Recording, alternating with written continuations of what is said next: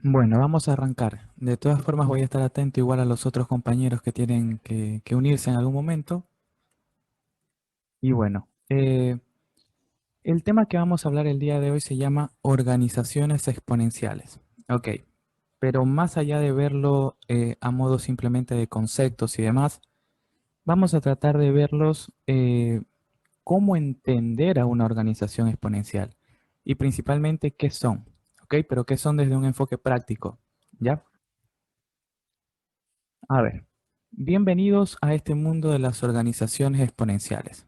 Este es un lugar en el que, al igual en que pasó con Kodak, ni la edad, ni el tamaño, ni la reputación siquiera, ni las ventas actuales garantizan que mañana sigan por aquí. ¿Ok? No sé si Josué ya les comentó el caso Kodak, me parece que sí se los había comentado en una sesión. O sea, sabes que es que yo estoy en una maestría también y no recuerdo si fue allá o si fue aquí, pero sí me lo han comentado el caso de Kodak. Vale. Eh, Heidi, ¿verdad? Sí, hey. Ya. ¿Qué le comentaron sobre Kodak? Para rebobinar un poquito y arrancar partiendo de ahí. Pero recuerdo que más tocaron el caso de Kodak era por el tema de que estábamos hablando de que es importante reinventarse y no como que estancarse en que yo vendo esto y punto, sino que Kodak era líder del mercado en su tiempo, pero luego ya vinieron otras, digamos, nuevas tecnologías, entonces Kodak quedó de lado y lo desplazaron. No sé si existe Kodak en este momento, pero hablamos de ese punto de que Kodak fue un rey en su momento y ya luego se quedó. Así es. Y según incluso lo último que supe en el año 2012, Kodak se había declarado en bancarrota. Pero esto yo más que nada quiero que lo entendamos. O sea, no porque yo tenga un capital muy fuerte, no porque yo tenga muchos activos físicos, eso garantiza o eso es buen augurio de que yo voy a tener éxito sí o sí. No funciona de esa manera. ¿Ok? Ahora. Más allá del caso Kodak, porque Kodak, bueno, porque una empresa grandísima, con un enfoque tradicional, con un enfoque lineal, que ya vamos a ver más adelante qué es esto, eh, terminó tristemente perdiendo el éxito que tenía, perdiendo la participación de mercado, no supo detectar a tiempo que había cambiado lo que los usuarios de Kodak en su momento querían. Ellos ya no querían lo tradicional, ya no querían revelar las fotos, ya no querían tenerlas en física, sino dónde querían tener las fotos. En otros dispositivos, en computadoras, luego ya vino el tema de la nube, bueno, también estuvo el pendrive antes de esto.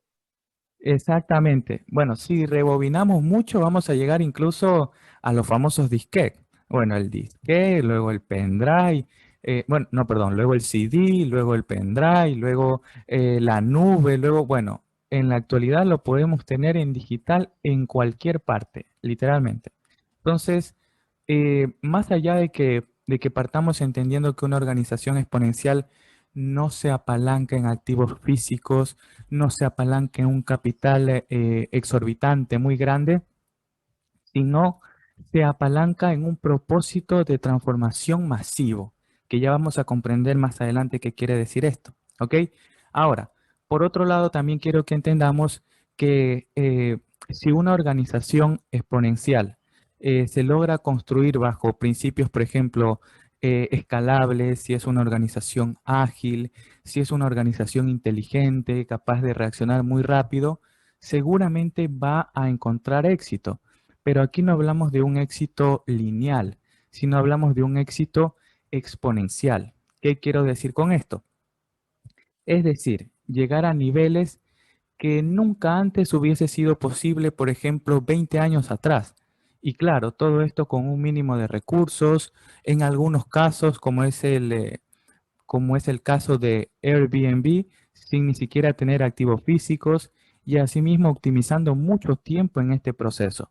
Antes nosotros teníamos la idea consolidada de que una empresa tradicional para posicionarse tenía que pasar muchos años en el mercado, tenía que tener un capital muy grande y cuantos más activos físicos, muchísimo mejor para la empresa.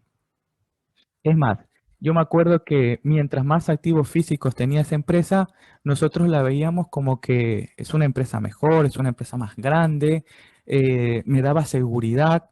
No sé si me están entendiendo esta parte, pero lo asociábamos todo a que si la empresa pues tenía unas instalaciones muy robustas, de última tecnología, de pronto con inversiones muy grandes, si era una empresa de pronto que estaba en el sector industrial con muchas maquinarias, pues nosotros la veíamos mucho mejor. Entonces, eso de momento ha ido cambiando con las organizaciones exponenciales. ¿Ok? Eh, me confirman si se ven las diapositivas, que yo tengo un problema muy grande con Sí, el sí se mouse. ve, Sí se ve. Ya, todo perfecto. se ve. Que tengo un problema con el mouse y ya le cambié las baterías, bueno, todo lo que se pueden imaginar. Y de momento yo paso según la diapositiva, pero se queda en la otra. A ver, vamos a entrar al mundo de las startups. Básicamente quiero que lo vean como una era. Básicamente en el campo empresarial todo funciona como eras. Estamos en la era de las startups, estamos en la era de las organizaciones exponenciales. De aquí a 20 años, lo más probable es que continuemos hablando de organizaciones exponenciales o quién sabe si por ahí nos deparan otros temas. ¿Ok? Ahora, volviendo a esta era de las startups, que muy pronto será conocida, si es que ya no lo es ahora, como estas empresas inteligentes, ágiles, escalables y que seguramente van a empezar o ya están evolucionando a velocidades similares a la de la luz. ¿Ok? Entonces, no podemos nosotros simplemente ignorar estos patrones. Si a lo mejor ya tenemos un emprendimiento en marcha, si a lo mejor ya tenemos una empresa constituida, no ignorar de pronto que ya no necesitamos tanto vernos fuertes simplemente como una imagen, sino formar una comunidad, sino interactuar a través de las redes sociales. Y por interactuar no me refiero únicamente a una transacción, que justamente yo estaba asesorando el día miércoles de la semana pasada a una empresa que está en el sector educativo, una institución educativa, que me decía, no, es que nosotros sí interactuamos, Daniel, con nuestra comunidad. De hecho, los chicos, los estudiantes se están matriculando pues vía online.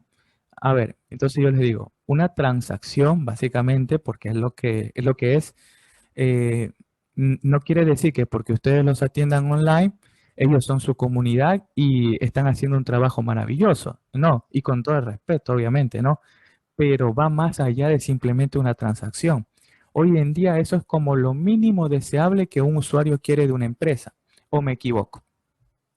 Si nosotros queremos comprar de pronto, nos entran deseos de comer KFC y bueno, pedimos el producto en línea y nos lo vienen a entregar en casa. O sea, es lo mínimo que nosotros esperamos de esa organización. Ya no se ha constituido en un valor diferencial y mucho más ahora con la llegada de la pandemia. La pandemia ha acelerado por completo esa idea de que antes eso era pues un valor agregado que entregaban las empresas y hoy en día es simplemente algo mínimo requerible, algo indispensable que nosotros como usuarios necesitamos, principalmente por este virus bueno, imposibilita en muchos casos, como por ejemplo ahora, salir. No, nosotros no podemos salir, pero sí podemos a lo mejor llamar para que nos vengan a entregar, porque como tengo entendido, los deliveries sí están funcionando normal, ¿verdad? Sí, los restaurantes que tienen servicio a domicilio sí pueden vender. Exactamente, pero ahora ya no es que nosotros identificamos uno o dos restaurantes aquí en Milagro que tengan esa función, los tendrán por encima del 90%. Entonces, cuando ya más de 2, 3, 4, 10, 20, 50, 100 lo empiezan a tener, ya se pierde ese concepto de que es un valor adicional, de que es un valor agregado. Por eso, hablando de organizaciones exponenciales, cuando decimos un propósito de transformación masiva, decimos una aspiración muy grande, una aspiración muy fuerte, una aspiración real que a lo mejor 20 años atrás se hubiese visto como una locura, como una insensatez de parte de una empresa. Por ejemplo, y esto ya lo vamos a comentar más adelante mejor, pero 20 años atrás sí que era muy raro ver una persona con un teléfono, 20, 25 años atrás, con un teléfono era un poquito raro, ¿no? pero hoy en día se ha invertido completamente esa ecuación. O sea, no ver a una persona con un dispositivo móvil, o sea, que no lo tenga para conectarse a sus clases, que no lo tenga para interactuar, para hablar con su comunidad, ya nos parece un poquito raro. O simplemente para comunicar, sin necesidad de tener un negocio, sin estar, no sé, en clases o sin estar muy, digamos que interactuando con nadie, sino simplemente así sea una abuelita, abuelita que no tenga un celular es raro, aunque no sea muy smartphone, aunque sea el celular más básico, pero por lo menos eso debería tener. O sea, se hace raro que no lo tenga. Exactamente. O sea, ya no únicamente hablando en términos empresariales, sino también en términos personales, en términos de usuarios. Incluso mis abuelitos, eh, ambos tienen teléfonos. O sea, obviamente no son de última gama, no son iPhones, pero permiten la comunicación, que es justamente lo que Heidi mencionaba. Entonces, quiere decir que este nuevo universo, este nuevo mundo que se ha creado y que gira en torno a las tecnologías no es tan discriminatorio. Por el contrario, es integrador. Es decir, no solamente hay un tipo de dispositivo y es muy difícil manejarlo. No, por el contrario, te van entregando más funciones, más opciones para que si a ti no te gusta tanto la tecnología, pero de todas maneras no te quedes fuera. Entra también. ¿Por qué?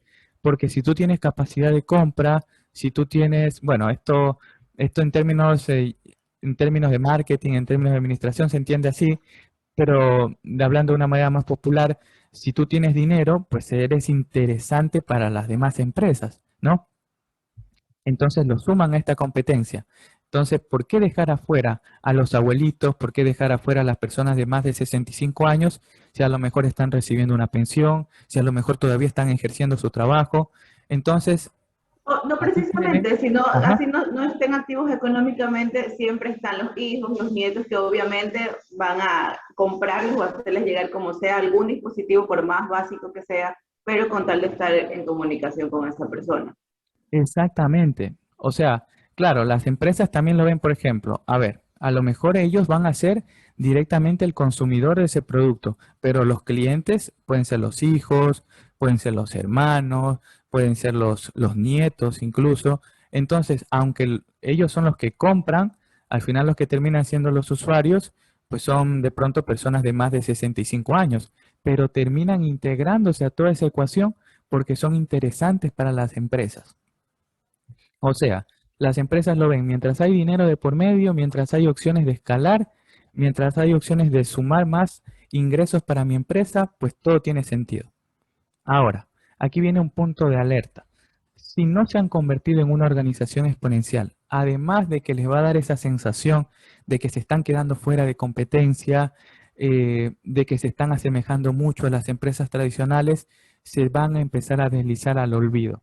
Y por el olvido me refiero al olvido de que ya no estoy presente en digital, no tengo una página web, no tengo una aplicación móvil, no tengo una comunidad en Facebook, no tengo una comunidad en Instagram.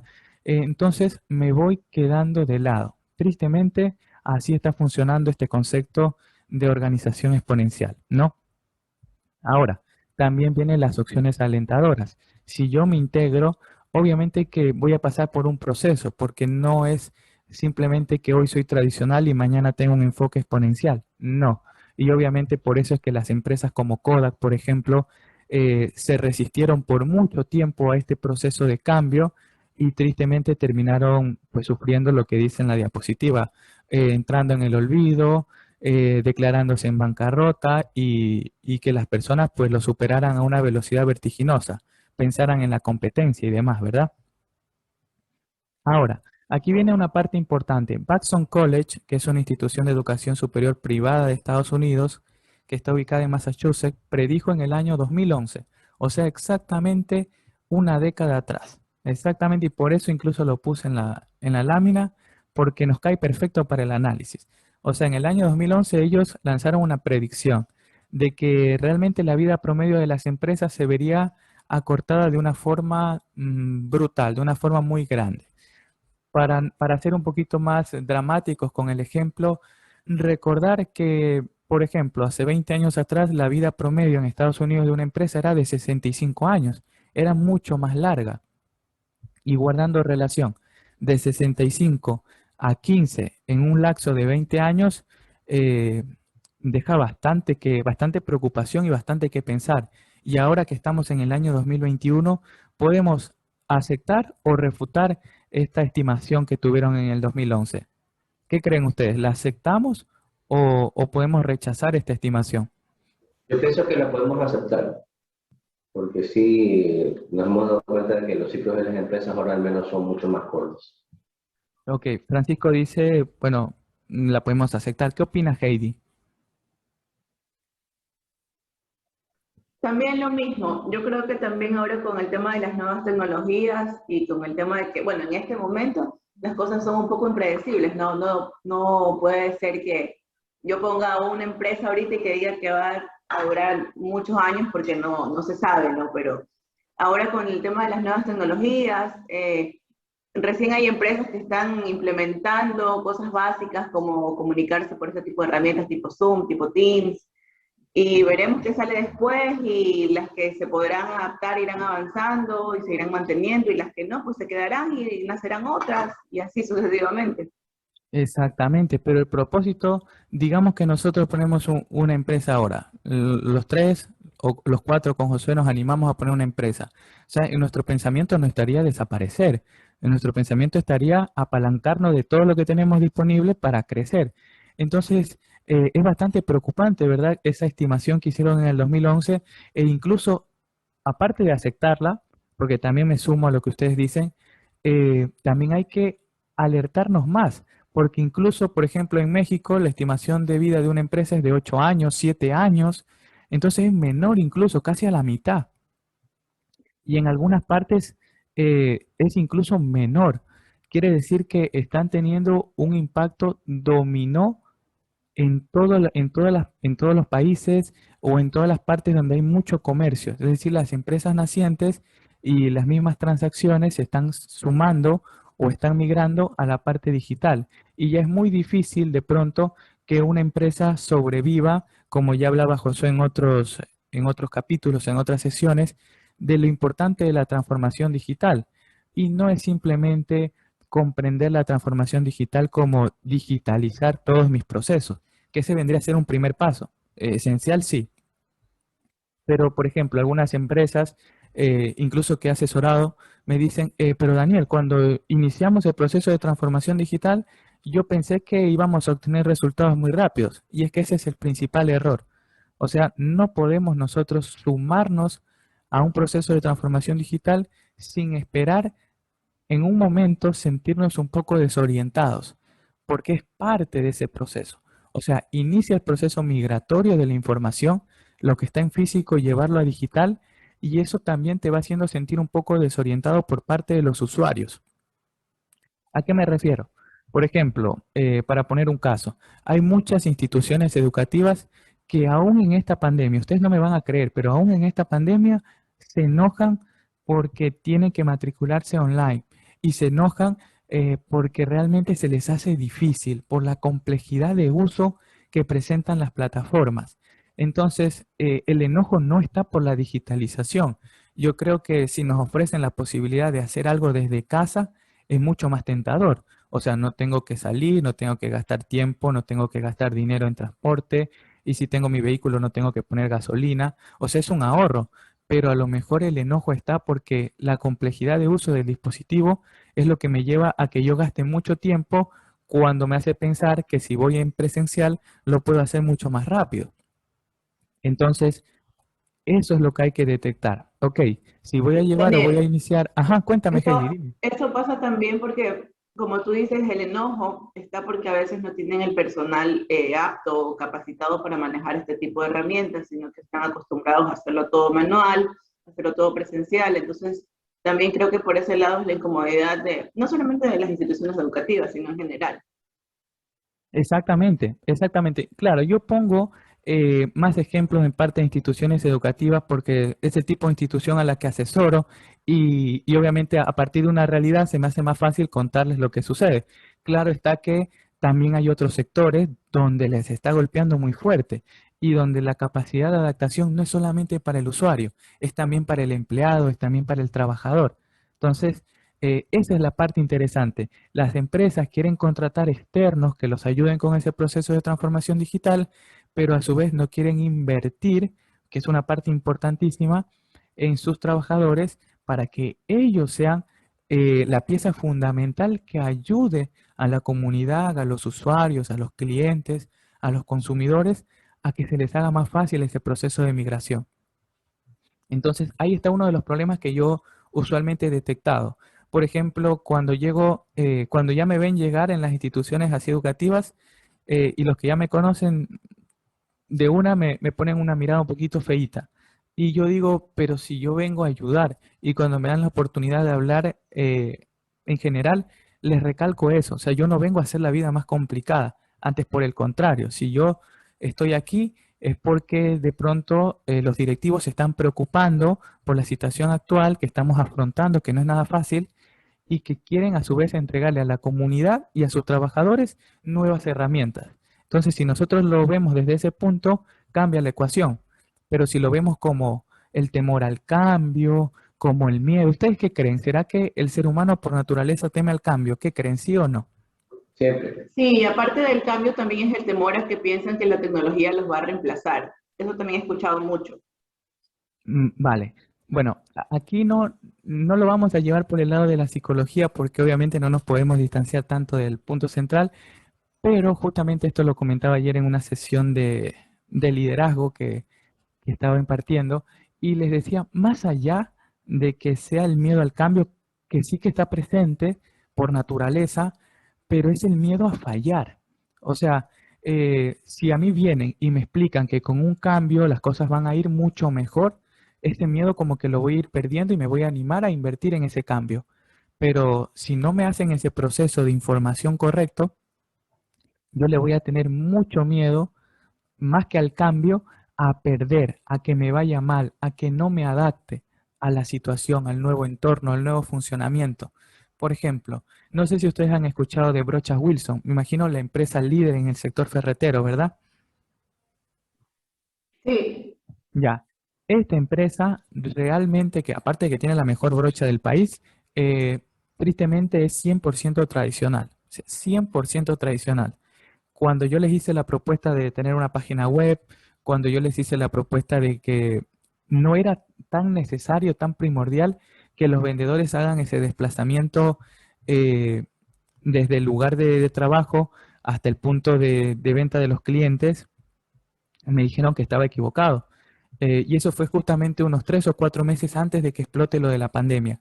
Me dijeron, este modelo es muy tradicional y este modelo jamás, así con estas palabras, jamás se va a adaptar a una era digital. ¿Por qué? Porque el vendedor entabla amistad con el ferretero, el vendedor conversa con el cliente, es su amigo, y por ende también el cliente compra. Y bueno, yo incluso porque obviamente, como dicen, el cliente siempre tiene la razón, aunque no sea así, pues yo le dije, bueno, está bien, sí, no hay problema, entonces quedamos así. Y pasaron 3 o 4 meses y explotó lo de la pandemia, tristemente, y estaban desesperados. Se estaban desesperados porque en un principio, no sé si lo recuerdan, las medidas eran drásticas o fueron muy fuertes. Y eso imposibilitaba que los vendedores se puedan desplazar con libertad, con normalidad, y pues les trajo muchas pérdidas. Entonces, sobre la picada, como se dice popularmente, quisieron que los ayude con la página web, quisieron que los ayude pues estableciendo formas para que los clientes puedan comprar a través del internet, apalancándonos, ¿no?, de las nuevas tecnologías. Pero, ¿qué pasó ahí? Al yo querer ayudarlos de esa forma, también estaría omitiendo un punto clave, que es el proceso de adaptación. O sea, si yo como cliente de la noche a la mañana me explican que puedo comprar a través de determinada página web, si no viene alguien y me explica, o si no veo un tutorial donde me expliquen cómo tengo que hacerlo, en primer lugar voy a tener un poco de miedo. Y si yo tengo que poner mis datos personales, mi cuenta, mi tarjeta y demás, ¿verdad? Pues el miedo, ¿qué pasa? ¿Se incrementa o disminuye? ¿Qué creen ustedes? ¿Se incrementará o bajará ese miedo? bueno, si las personas no están acostumbradas, obviamente les da miedo más si es de poner datos y que si es números de tarjetas y todo esto. Exactamente, mucho más cuando, por ejemplo, nosotros abrimos una página web y nos aparece la señal que nos dice, este sitio no es seguro. No sé si les ha pasado, que ingresan a un sitio y les sale una advertencia que les dice en la esquinita superior, en la barra, este Ajá, sitio no es seguro. sí, claro. Siempre pasa cuando ingresas a una página nueva. Entonces, y ahí viene lo importante, muchas veces no es que el sitio no sea seguro, a veces simplemente es algo tan simple como que el proveedor del hosting no ha actualizado simplemente la aceptación que se hizo por correo electrónico. Es decir, por ejemplo, eh, yo solicito un cambio como usuario al proveedor de hosting de que voy a cambiar mi correo, ellos reciben esa solicitud, pero no le dan trámite y no me terminan enviando a mi nuevo correo para que yo acepte, ¿no? Entonces, ese proceso genera que aparezca pues en mi página web una ventanita que dice, este sitio web no es seguro. Y no hay nada de malo detrás de ello. Claro está que también hay otros sitios donde sí. Pero, o sea, lo que yo quiero que entiendan es que muchas veces nosotros sobredimensionamos ese impacto como usuarios y decimos, ah, yo no entro ni en ese sitio ni lo abro porque vaya a ser un virus y vaya a terminar muy mal mi ordenador. No, no, no, no, ni lo abro. Entonces, todos esos pequeños detalles hay que explicárselos muy bien a los usuarios, porque mientras más o mejor lo explico, más fácil va a ser ese proceso de adaptación. Entonces, por eso yo no los pude ayudar a ellos y la verdad, ahora con lo que ya se permite de alguna manera esta reactivación económica, por decirlo así, que ya los trabajadores pueden salir tomando las precauciones necesarias, de algún modo se ha reactivado la empresa, pero asimismo varios meses estuvo fuertemente a pérdida y perdió muchos clientes estratégicos que otras empresas que sí tenían esta función incorporada se los terminaron arrebatando. Entonces, a lo que yo voy es justamente a eso, o somos pioneros en algo o nos sumamos a las tendencias que ya otra empresa está aplicando o el mercado está aplicando o nos vamos quedando rezagados. Y ahí viene al final, pues Brocha Wilson es una empresa que el dueño es multimillonario y que asimismo, pues por la cantidad de dinero que dispone, puede decidir invertir mucho dinero en un proceso de transformación digital, pero no entiende cómo son los cambios de dicho proceso. Entonces, vuelvo a los principios de la empresa tradicional, de la organización tradicional. Tener muchos activos, tener mucho capital, no garantiza el éxito cuando hablamos de una organización exponencial. ¿Ok? Ahora, aquí viene un escenario común. Offline, online. ¿Qué se les asocia con esta imagen que está aquí en pantalla? Bueno, online obviamente es todo lo que podemos ver en redes, en internet, todo lo que podemos manejar a través de internet. Y offline es, bueno, sería lo tradicional, sería la radio, la televisión, la publicidad boca a boca. Muy bien, Acuérdate la parte de online vende las 24 horas del día. En cambio, el offline tiene un horario de venta y ahorita en pandemia es peor, pues no, horario reducido, etc. exacto, muy bien. Entonces, como yo lo veo, por ejemplo, todas esas cotidianidades que nosotros como usuarios teníamos, por ejemplo, las compras al súper, de pronto los servicios bancarios, entonces todo eso que en un principio era presencial, ya ha venido migrando a la parte digital. Es decir, ya podemos hacer las compras de esta forma. ¿Y cuál es la ventaja principal? Justamente como decía Francisco, o sea, una tienda de retail, o un banco pues está abierto en un horario determinado. Puede ser de 8 de la mañana a 5 de la tarde, de 7 a 6, ¿verdad?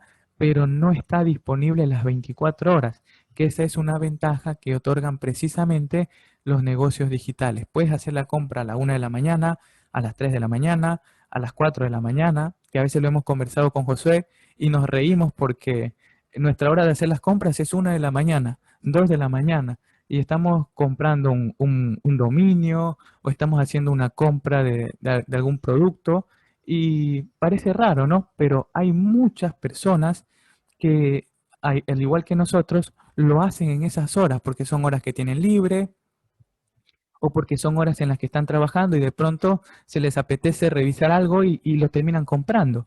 Y me imagino que Josué sí les explicó el caso de Amazon y cómo nació en un principio Amazon y cómo se terminó convirtiendo en todo lo que significa Amazon hoy en día, que no únicamente compite con su sector, sino con varios sectores a la vez.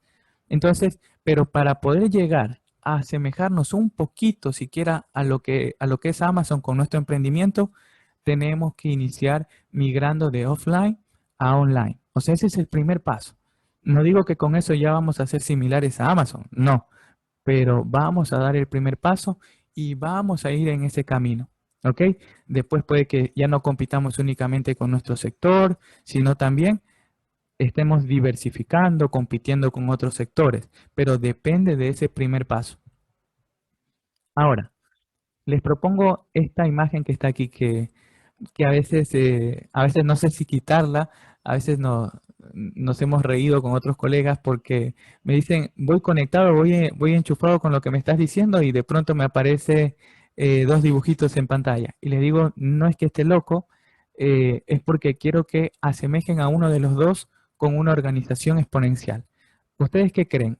¿A cuál de los dos los pueden asemejar a una organización exponencial? Ah, exponencial, bueno, no sé, puede ser al conejito por Ok, la velocidad. perfecto, muy bien. Francisco, ¿qué opina?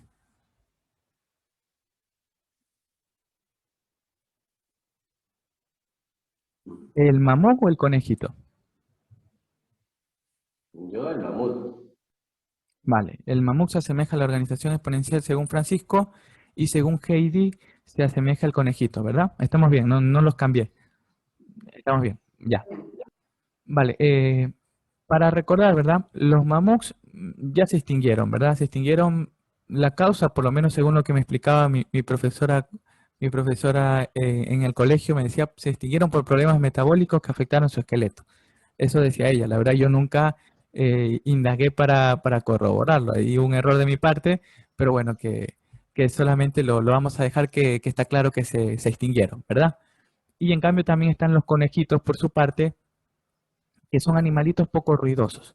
Son animalitos sociables, pero que aparte de todas esas ventajas que son muy buenas, tienen una condición primordial. Y esa condición primordial es que hay que dedicarles tiempo. Si uno no le dedica tiempo al conejito, tarde o temprano no se va a dejar ni tocar.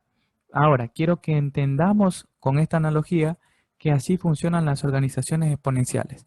O sea, dominar el concepto, leernos el libro de Salim Ismail, todo eso puede ser muy bueno.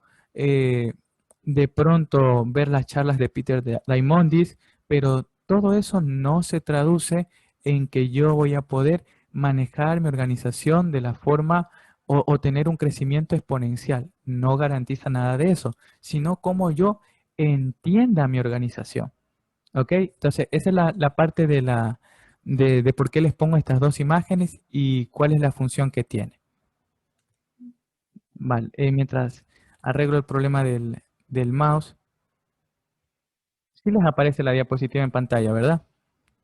Ahorita ya se quitó los dibujitos y estás como buscando en la presentación. Ahí está otra Ahí vez. apareció. Sí, ahí está otra vez. Vale, que en verdad a lo que lo muevo no me aparece el puntero y yo tengo que ir viendo dónde se sombrea.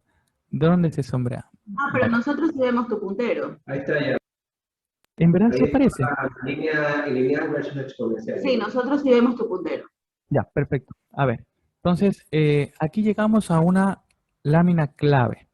¿Por qué clave? Porque las organizaciones que llevan ese crecimiento lineal, la misma palabra lo dice, crecimiento lineal, tienen directores ejecutivos, gerentes, todas las partes estratégicas de la organización están alineados con ese pensamiento lineal. Si tu estrategia es de crecimiento lineal, si tus directores son de pensamiento lineal, como resultado, lo máximo que puedes alcanzar es un crecimiento lineal que toma muchísimo tiempo, ¿no?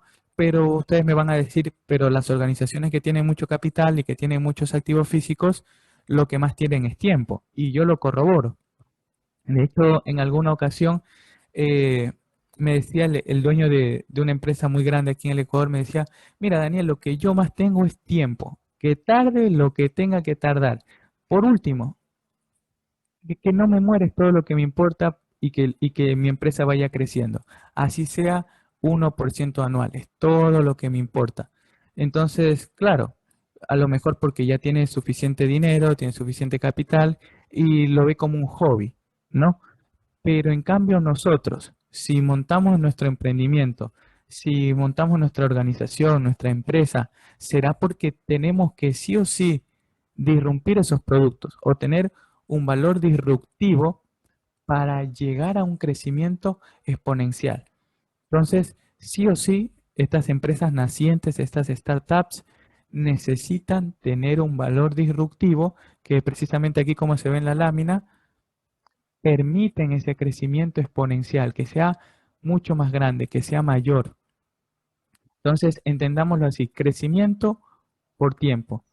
Entonces, para lograr ese crecimiento exponencial necesito sí o sí disrumpir mis productos o servicios, ¿no? En dependencia de lo que la organización pues esté ofertando. Ahora, aquí viene un pensamiento muy lineal, porque justamente la palabra que yo dije hace unos minutos atrás.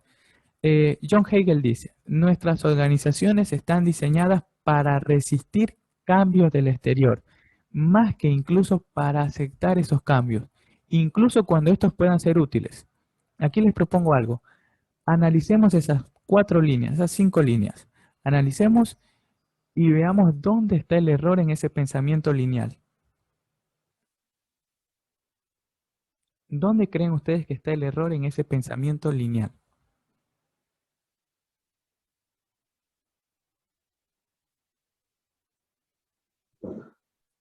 En aceptar la parte que diga que aunque puedan ser útiles, incluso cuando puedan ser útiles, en la aceptación. Exactamente, exactamente, Francisco. Y aquí es donde volvemos a rebobinar en el tema del temor al cambio. Ok, está bien tener un temor al cambio real si es que está la posibilidad de perder. O sea, obviamente, si a mí en este momento me proponen un cambio donde hay posibilidades de perder, nos lo vamos a pensar más. Pero cuando los cambios incluso puedan ser útiles, es cuando realmente preocupa. Es cuando preocupa porque a lo mejor yo puedo apalancarme de ese cambio, en este caso, para ser más específicos de las tecnologías digitales, me puedo apalancar en ellas para obtener beneficios para mi organización. Pero no, como este es un pensamiento bastante lineal, que no quiere decir que esté ni bien ni mal, ¿no? ¿Verdad? Porque hay muchas organizaciones tradicionales hoy en día que todavía tienen esa resistencia y esto no es de entrar a una competencia de yo tengo la razón y tú no, ni el otro sí y nosotros no, sino precisamente respetar estas formas de pensar, pero asimismo entender que cuando se presenta la oportunidad de apalancarnos en algo que está disponible para todos, o entre comillas para todos, por el que el Internet pues aparentemente está ahí para todos. De hecho, en relación de la cantidad de información que había en el año 2003 en Internet, hoy en día pues se ha multiplicado por 1000 esa cantidad. Entonces, un 1000% de crecimiento ya no tenemos de pronto tanta complejidad para acceder a un dispositivo con Internet, como por ejemplo si lo teníamos en el año 2002, en el año 2003, por lo menos yo lo tenía en ese tiempo, era bastante engorroso, molestoso, había que ir al cyber, me pueden corregir Alzheimer, si yo me decía. equivoco, ¿verdad? Había que ir al cyber, me acuerdo tanto que había que hacer fila incluso esperando que nos toque nuestro turno, en dependencia del cyber, obviamente, esto va a ser así, pero bueno, el cyber en el que yo tenía disponible más cercano, en el tiempo que estaba en colegio, tenía que esperar para subir la tarea. Entonces, ya se estarán imaginando todos los pensamientos que pasaban pues a esa edad por mi mente. ¿Por qué no podemos hacerlo de la forma tradicional, en una hoja de papel ministro y ya está? Cuando hoy en día, casi 20 años después, ha evolucionado completamente esa forma de pensar. O sea, yo mismo me veo y digo en qué estaba pensando el Daniel de esa época. O sea, a lo mejor fue un poco complicado ese proceso migratorio y de adaptación, pero sin duda alguna lo que hoy nos permite básicamente eh, esta disrupción digital, este cambio digital que tenemos, por ejemplo, ¿es necesario tener ahora un libro en físico para poder leerlo o no? ¿Qué creen ustedes? ¿Hay que tener el libro en físico o no? No, o sea, actualmente ya no, pues ya ahí están ebooks, puedes leer en internet incluso. Depende del tema que Perfecto. estés buscando, ¿no? Pero puedes comprar ebooks y no necesariamente. Bueno, también hay gente, te soy sincera, a mí me gusta más el libro, o sea, en físico. No me gusta mucho leer en iPad y nada de eso, pero bueno, depende de los gustos también. Y aquí viene el pensamiento clave. Y Heidi mismo lo dijo por mí. ¿Por qué no se han extinguido, por qué no se han extinto, perdón? eh, por ejemplo, las bibliotecas, por ejemplo, eh, las tiendas de libros, para no decir un nombre en específico, las tiendas de libros, porque todavía siguen operando con, entre comillas, normalidad. ¿Por qué? Porque todavía hay clientes como Heidi y como yo y como Josué y a lo mejor como Francisco también, que preferimos tener el libro en físico en nuestras manos y poder leerlo sin necesidad de prender el ordenador ni de tener el celular en la mano o la tablet, ¿verdad? Entonces, a lo mejor para clientes como nosotros todavía está esa opción de adquirir el libro y de tenerlo en físico, pero también está esa otra parte de la población, de los potenciales clientes que lo desean tener en digital. De hecho, no se imaginan teniendo una biblioteca. Yo tengo una amiga que todo lo tiene en PDFs, todo lo tiene almacenado en la nube, absolutamente todo. Y yo la molesto y siempre le digo, bueno, ahí hay una biblioteca entera. Y me dice, más, no te imaginas. Y en verdad, lo reflexiono y digo, es verdad. O sea, a lo mejor no tendría espacio para poner todos esos libros en una biblioteca. Y comparto que los almacenen en digital. Y también me he sumado a eso, porque sí o no, Heidi, tú también tienes de pronto algún libro en PDF o algún ebook por ahí, ¿verdad? Sí, tengo por ahí guardados no solamente libros, sino cosas así que me parecen interesantes y las tengo ahí guardadas por si me sirven en algún momento. Pero así, si es para un libro, sí prefiero tenerlo en físico. Pero creo que también ahí, como tú dices, depende de los clientes, ¿no? Como nosotros. Y también está el tema ahora de la omnicanalidad, que se habla mucho de que justamente para adaptarse a todo tipo de generaciones, se podría decir. En teoría yo pertenezco a la generación millennial, que digamos que son los digitales y todo esto, pero mira, a mí me gustan los libros en físico. Exactamente. Y justamente ahí llegamos a otra palabra clave, la estrategia omnicanal, que mal entendida siempre piensan las organizaciones que es estar presente en todos lados. O sea, me dicen, ah, bueno, que yo tengo cuenta Facebook, tengo cuenta en Instagram, tengo cuenta TikTok, o sea, estoy en todos lados, me dicen Daniel, yo estoy en todos lados, pero esa no es una estrategia omnicanal. La estrategia omnicanal es que no importa dónde yo haya iniciado, puede que yo haya iniciado mi compra en Facebook, puede que yo haya iniciado de pronto a, a- a dejar mis datos en Instagram y de pronto en otra red social yo puedo continuar donde me quedé y puedo culminar ese proceso de compra. Entonces, es unicanal el momento en el que yo tengo a disposición para continuar donde había iniciado ese proceso, independientemente del sitio web, independientemente de la red social donde inicié. Es decir, que le sirva al usuario principalmente para acelerar a lo mejor su proceso de compra, su proceso de adquisición de información, si en este caso lo que se intercambia es información. Entonces, ahí funciona la estrategia omnicanal. No es porque yo estoy presente en todos lados y ya está, tengo una estrategia omnicanal. No. Y ahí no sé si han escuchado sobre Vilma Núñez. Yo les recomendaría de pronto seguirlo un poco en ese caso en específico, si queremos aprender más sobre la estrategia omnicanal, porque ella en cuanto a eso lo domina muy bien y les puede explicar muy bien también, entonces lo podrían complementar. Vamos ahora a llegar a un punto clave, desarrollo tradicional de producto. Te voy a interrumpir un segundo. Sí, claro, O sea, Heidi, cuéntame. tú, según lo que dices, tú tienes entonces, digamos, otro concepto de lo que es omnicanalidad, porque yo lo tenía entendido de diferente manera. ¿Cómo lo tenías entendido? O sea, para mí omnicanalidad es que puedas, que tengas la oferta de X producto tanto offline como online. O sea, para mí esa era la definición. Ya, eso de pronto sí lo podemos encontrar en un libro, sí, pero recordar que si yo constituyo mi empresa y en primer lugar la constituyo en físico, sí o sí En primer lugar, va a estar disponible pues en físico. O sea, eso ya dejó de ser un valor diferencial. Eso es lo mínimo requerido. Si yo pongo a lo mejor, para hacer algo simple, me pongo un asadero. Si nosotros nos ponemos un asadero, sí o sí vamos a vender en el punto físico, ¿verdad? Entonces, ese ya no es un valor diferencial. Ahora, si yo lo complemento con delivery, entregas a domicilio, ¿va a ser o no va a ser un valor diferencial? Usted me va a decir, depende si la competencia lo está aplicando. Si la competencia en mi mercado ya lo está aplicando, en ese momento deja de ser un valor diferencial y pasa a ser otro mínimo requerido, ¿verdad?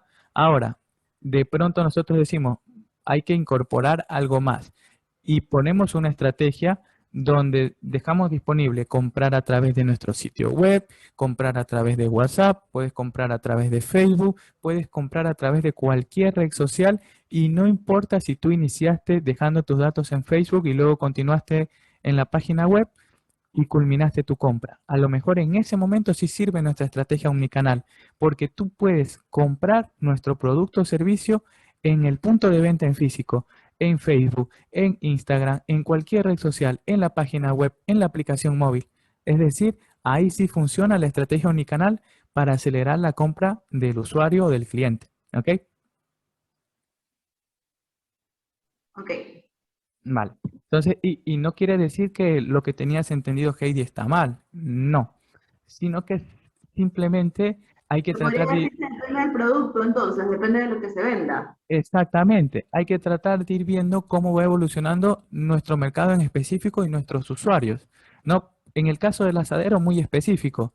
O sea, yo sí o sí también tengo que vender en físico. O sea, es imposible que me ponga un asadero y diga, no, es que aquí no puede comer, no es que aquí solamente compra. No. Claro, y sabes que me acuerdo clarito de que justamente estábamos hablando del caso de Amazon, que creo que ahora es un caso que se habla mucho con este tema de la digitalización. Y hablaban el tema de la omnicanalidad, de que Amazon ahora está también migrando al tema de las compras presenciales. Entonces hablaban de que era importante el tema de la omnicanalidad y todo esto, por eso te decía el concepto que yo tenía en... Exactamente, es que parte de adaptar ese concepto, de moldearlo a la realidad que estamos atravesando, ¿verdad? Porque a veces, y aquí yo también comparto contigo, Heidi, cuando tomamos un concepto que nos lo comenta a lo mejor algún profesor, algún catedrático, y luego tomamos el del libro, podemos encontrar ciertas inconsistencias. A mí me pasaba bastante eso, y luego digo, no, no es que uno de los dos esté mal, sino que en dependencia del contexto y la situación, algo varía ese concepto, ¿no? Entonces, por eso lo manejo de esa manera. Y asimismo, pues les recomiendo y lo recomiendo bastante cuando así algunos amigos me piden ese consejo y les digo, no es que a lo mejor en tal masterclass o a lo mejor tal profesor se equivocó o a lo mejor el libro está equivocado, que ambas cosas pensarlas es erróneo. A lo mejor si el libro es del año 2010, ese concepto o ese entendimiento en más de 10 años, una década posterior, algo tiene que haber cambiado, ¿no? Entonces, por eso también es importante de cuándo fue que escuchamos esa información y cuándo es que la estamos aplicando de pronto, ¿verdad? Y más adelante les voy a poner el caso con el desarrollo tradicional de producto, que es justamente lo que vamos a ver a continuación. Digamos que nosotros estamos arrancando un emprendimiento, pero detectando principalmente una necesidad latente en el mercado. Es decir, nosotros queremos desarrollar un producto que cumpla, que llene esas expectativas que está latente hoy en día. Pero ustedes me dicen, Daniel, para tener listo ese producto necesitamos 2 años mínimo. ¿Será que en 2 años al futuro todavía estará esa necesidad? ¿Será que a lo mejor en esos 2 años alguien ya la cumplió por nosotros? ¿Alguien ya llenó esas expectativas? Entonces, eso es lo que hay que tener en cuenta también. ¿Qué pasó o qué puede pasar en el lapso de ese periodo? Yo digo 2 años, puede ser 1, puede ser 6 meses, pueden ser 5 años, y que hay muchas empresas que así lo consideran. Por eso cuando hablamos de desarrollo de producto y hablamos en términos de organizaciones exponenciales, es cuanto más rápido lo puedo tener disponible. No sé si han escuchado sobre el método Lean. Sobre el método, Lean. no, no, yo no lo he escuchado. El método Lean Startup se contrapone completamente contra el método cascada que les voy a explicar en este lugar. Cascada, ¿por qué? Porque va fluyendo como una cascada. O sea, inicia con los requisitos, con el diseño, con la implementación, con la verificación y finalmente con el mantenimiento. Todo eso toma tiempo y cuando la necesidad que yo he detectado por satisfacer en el mercado, pues nadie más le está cumpliendo de momento, tengo que ser o rápido o puedo tomarme todo el tiempo del mundo en llenar esas expectativas. En método Lean me suena que es lineal, que todo se desarrolla al mismo tiempo.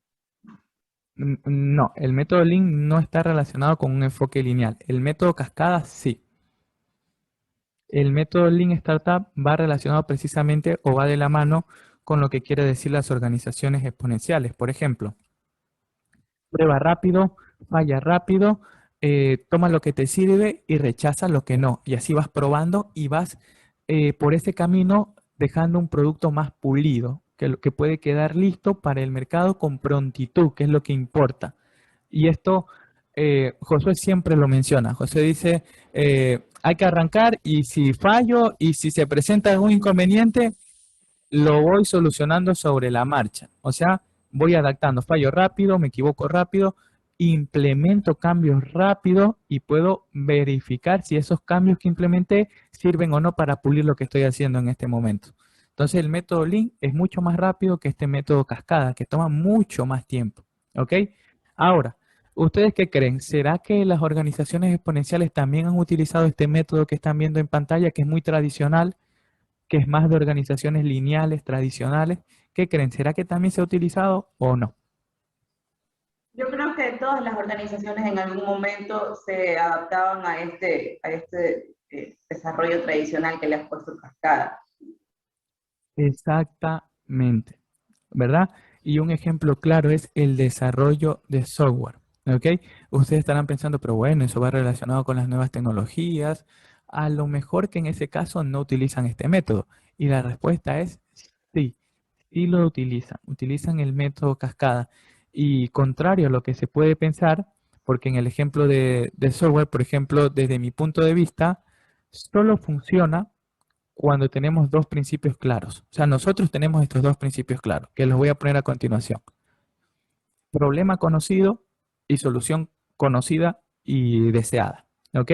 Si yo tengo el problema identificado y ya la potencial solución en mente, ahí funciona este método de desarrollo tradicional de producto o método cascada.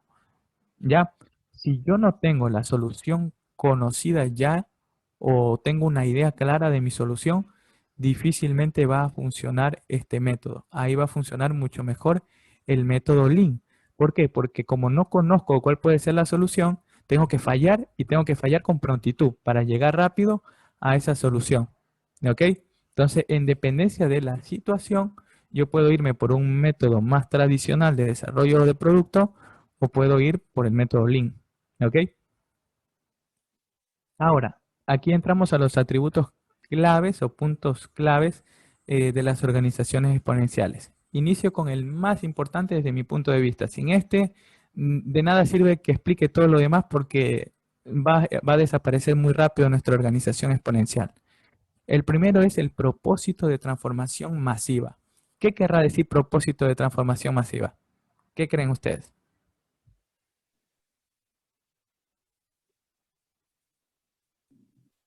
Bueno, yo creo que el propósito de transformación masiva habla acerca como que es como que algo integral, ¿no? No solamente de la empresa o no solamente adaptarse a lo que pueda pasar externamente, sino algo que va de la mano, de adentro y afuera. Ya, muy bien. Francisco, ¿qué crees que sea ese propósito de transformación masiva? Lo que pasa es que tú, o sea, tú puedes cambiar tu empresa o tú puedes ir innovando, mejorando, pero a la vez tienes que ir mejorando también las personas que están en tu entorno. O sea, por ejemplo, si yo trabajo de la mano con una empresa que me ayude, por ejemplo, en la elaboración de algo para el producto final, esa empresa también tiene que ir innovando, tiene que ir mejorando, o sea, tiene que ir cambiando también, ¿no? Es como, por Vale, ejemplo, mira, aquí te doy el ejemplo de las farmacias. Aquí, por ejemplo, en el ámbito que nosotros nos desarrollamos, ¿no? Por ejemplo, antes, ¿cuál era el tema? Antes, por ejemplo, las farmacias cogían, esperaban al vendedor y el vendedor les tomaba el pedido. Ahora, ¿qué pasa, por ejemplo? Ya la distribuidora, en este caso, lo que hace es crear un sistema y ese sistema le permite directamente a la farmacia ya solicitar el producto online y de esta forma ya no necesita ir el vendedor y el producto les va a llegar al día siguiente, ¿ya? Entonces son cosas, o sea, así como tienes que ir mejorando tú, también el entorno tiene. Ok. Vale, para dejarlo clarísimo, en las siguientes láminas vamos a ver el ejemplo de Google y de TED, ¿ok? De pronto, sí que Google ni siquiera hasta preguntarlo puede parecer muy raro ya, pero obviamente que tenemos conocimiento. Y TED, de pronto TED, ¿han escuchado alguna conferencia TED, alguna charla? Me imagino que sí, ¿verdad? Yo no, o no sé si viendo ya la identifique, pero así como tech no he escuchado. No, yo tampoco. Vale, no hay problema. Muy, muy similar en concepto, a lo mejor de pronto a YouTube, pero se parece un poco, pero en cambio YouTube es más general, aborda mucho más. En cambio TED es mucho más específico y cumple, al igual que Google, con este propósito de transformación masiva, que hace referencia a ese propósito movilizador que yo tengo como organización. Mientras más alto y mientras más desafiante es mi propósito de transformación masiva, que no es la misión por si acaso, no es la misión, pero es el propósito que mueve a mi organización. Es decir, mientras más desafiante es, más posibilidades voy a tener yo de que sirva como una ventaja competitiva para mi organización. ¿Ok? Que como les decía al inicio, si esta idea hubiese aparecido 20 años atrás, el simple planteamiento de un propósito de transformación masiva hubiese sido súper cuestionado. Hoy en día, gracias al apalancamiento de las tecnologías, permite incorporar en el mercado las ideas de propósitos movilizadores. Ya les voy a explicar con un ejemplo. ¿Ok? Asimismo, les planteo estos dos acrónimos que están aquí, Ideas y Scale. ¿Ok? En Scale vamos a ver empleados a demanda, comunidad y entorno, los famosos algoritmos que utilizan las organizaciones exponenciales, los activos externos, porque ellos no disponen de activos, o en su mayoría no disponen de activos, y finalmente el engagement, el compromiso que es clave y que ya algunos profesores nos habrán dicho antes que es muy difícil de lograr, ¿de verdad? Y en cuanto al acrónimo de IDEAS, tenemos las interfaces, los cuadros de mando, la experimentación y autonomía, que yo siempre los explico juntos, y finalmente social. ¿Ok? Esto hace referencia precisamente a lo que ustedes imaginan, ¿no? Ahora, vamos a iniciar con estos dos ejemplos. No sé si ahí de pronto Heidi o Francisco ya se les hace más común el logo de TED. Yo al menos no le he visto. Vale, ellos utilizan declaraciones escandalosas, y lo he puesto entre comillas, por el impacto de las declaraciones. Google dice, organizar la información mundial. Esto 20 años atrás hubiese parecido por demás atrevido que aparezca una organización que proponga eso. Hoy en día es posible. Asimismo, Tech propone ideas dignas de difundir. Y aquí, incluso en un principio yo pensaba que Tech, de pronto, antes de utilizarlo, funcionaba con una suscripción o costaba, ¿verdad? Pero realmente que Tech termina siendo una herramienta muy importante. Podemos descargarla en el Smart TV, podemos descargarla en el smartphone, en la tablet, ¿verdad? Y nos sirve porque nos saca de un apuro. Por ejemplo, nosotros tenemos una duda muy puntual. Entonces, Tech nos va a ofrecer una charla específica sobre ese tema de 10 minutos, 5 minutos, 15 minutos, que prioriza principalmente el tiempo. O sea, Tech se dio cuenta de que a las personas no les gusta pasar 4 o 5 horas sobre un tema investigando, sino prefieren algo que les deje los puntos claves, los puntos específicos, los pilares fundamentales de ese tema abarcados en 15 minutos. Y si puede ser en 14, mucho mejor, ¿verdad? Nosotros vivimos en una sociedad donde prima el tiempo, ¿o no? Repite la última parte, por favor, que no te escuché bien. Ya, sí, porque justamente estaba acomodando el micrófono. Dije que vivimos en una sociedad donde prima el tiempo. ¿O me equivoco? Es una sociedad donde prima el tiempo, que si queremos saber algo en 15 minutos y nos lo pueden explicar muy bien, y si nos lo pueden explicar en 14, mucho mejor, ¿verdad? Es. Exactamente. Entonces, eso Tech se dio cuenta y lo tradujo en un propósito de transformación masiva que dice ideas dignas de difundir. Y lo complemento porque obviamente Tech trata de ser lo más específico posible. Ideas dignas de difundir donde prima la velocidad de la información y el tiempo en que te lo comenta. Tú no vas a encontrar una charla TED excesivamente larga. No. Todas van adaptadas en abarcar los pilares fundamentales de ese tema y que tú los puedas digerir rápidamente. Entonces, su propósito de transformación masiva parte desde ahí, te consolida ideas muy rápidamente. Y bueno, Google está clarísimo, ¿verdad? Entonces, ambos proponen declaraciones escandalosas para tratar, en primer lugar, de llamar la atención y en segundo lugar, de ir consolidando su comunidad, ¿verdad? Que ya vamos a entrar también al punto de comunidad. De Aquí acuerdo. les he puesto una igualdad. Propósito de transformación masiva igual propósito mayor que aspira a la organización. Es decir, el propósito central que tiene, que no tiene actualmente, pero que aspira a lograr mi organización. Ese es el propósito movilizador. ¿Qué pasa si el propósito movilizador es pequeño? Si el propósito movilizador es alcanzable muy rápidamente. ¿Qué creen que va a pasar con esa organización exponencial?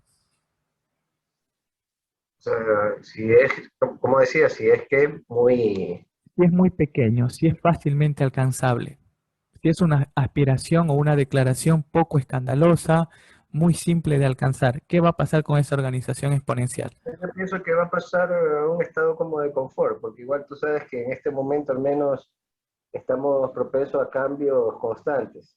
O sea, si tú piensas que el negocio va a funcionar y va a seguir funcionando, o sea, alcanzando un objetivo pequeño, estás equivocado. Porque mientras tú te preocupas en alcanzar ese pequeño, ya las otras empresas están 2 o 3 peldaños arriba, en busca Exactamente, de otro propósito. exactamente. Y tarde o temprano, el modelo de negocio se va a ver superado y va a dejar de ser escalable.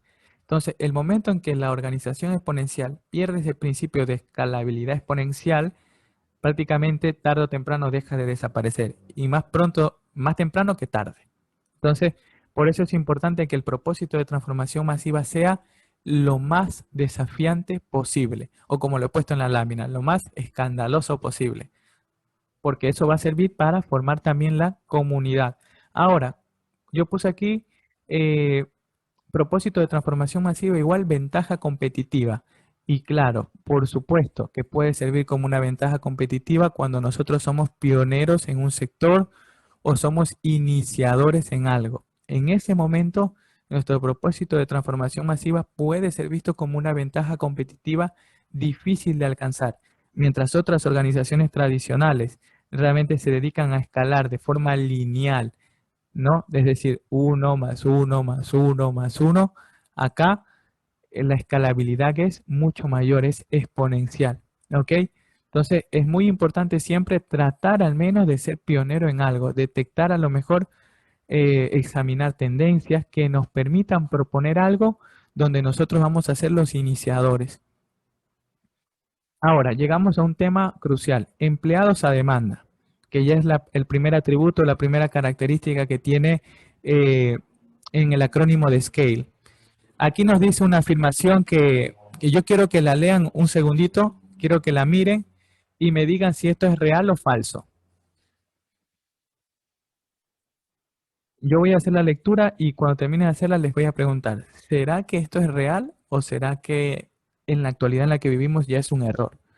Dice, la mejor manera de explotar el talento humano es a través de relaciones de trabajo de exclusividad y a tiempo completo, en las que se remunera a la gente por la cantidad de tiempo que pasa en un lugar público y los empleados deben ser organizados en jerarquías estables, en las que la evaluación se produce principalmente a través de la valoración de sus superiores, quienes prescriben el tipo de trabajo y la manera de hacerlo. ¿Será que eso se aplica hoy en día en las organizaciones exponenciales? No, lo que pasa es que aquí ya hay, desde el tema este de que debe ser, eso prácticamente que tengas un esclavo trabajando 10, 12, 8, dependiendo del número de horas, solamente por estar cumpliendo un horario de trabajo.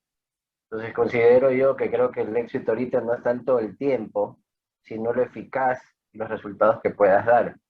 Entonces, si yo en 2, 3, 4 horas puedo tranquilamente hacer el trabajo que se me encomienda y soy efectivo, soy alguien que suma en la empresa. Puede ser que tenga alguien, una persona que tenga 30 años trabajando en la empresa, que trabaje las 8 horas, pero es como que si no tuviera a nadie. Y de ahí creo que Exactamente. Ajá. también el tema este de las jerarquías, eh, todo va a depender, o sea, sí, no solamente debe ser a través del superior, sino que debe haber un conjunto de medición, porque tú sabes que al menos el temor siempre del superior, del supervisor o del jefe es que el empleado le quite el puesto. Ya, entonces esa es la principal preocupación. No solamente debe ser evaluado por su superior, sino que deben haber algunos otros valores o algunos otros parámetros para poder ser medidos. Muy buena respuesta, Francisco. Heidi, antes de dar la retroalimentación, ¿estás a favor con lo que menciona Francisco o no? Sí, de hecho ambos trabajamos en empresas muy similares y de la misma industria. Entonces, en realidad así se maneja al menos en la empresa en donde yo estoy. Ahora no tenemos un horario fijo, trabajamos, bueno, por el momento estamos en teletrabajo y no tenemos un horario fijo mientras seamos lo suficientemente productivos para lo que necesita la empresa. Y también no somos evaluados solamente por nuestro jefe directo, sino tenemos diferentes modos de medir nuestra productividad. Perfecto. Y han dicho dos palabras clave, ¿verdad? Y con la que me voy a quedar en este momento es medible, ¿ok? Medible. Hoy en día ya no estamos en la típica organización que tiene una estructura matricial, donde básicamente está siempre el superior todo el tiempo, las 8, las 10 horas de trabajo encima de nosotros y tenemos que deberle exclusividad total a la empresa. Ya no, eso quedó obsoleto, quedó en el pasado. Y las organizaciones que estaban muy reacias, que estaban muy en lo tradicional todavía con sus estructuras matriciales, se vieron obligadas por la misma pandemia para dejar de seguir ese cambio. Aquí quiero que me permitan un segundito porque se me va a descargar el ordenador y lo voy a...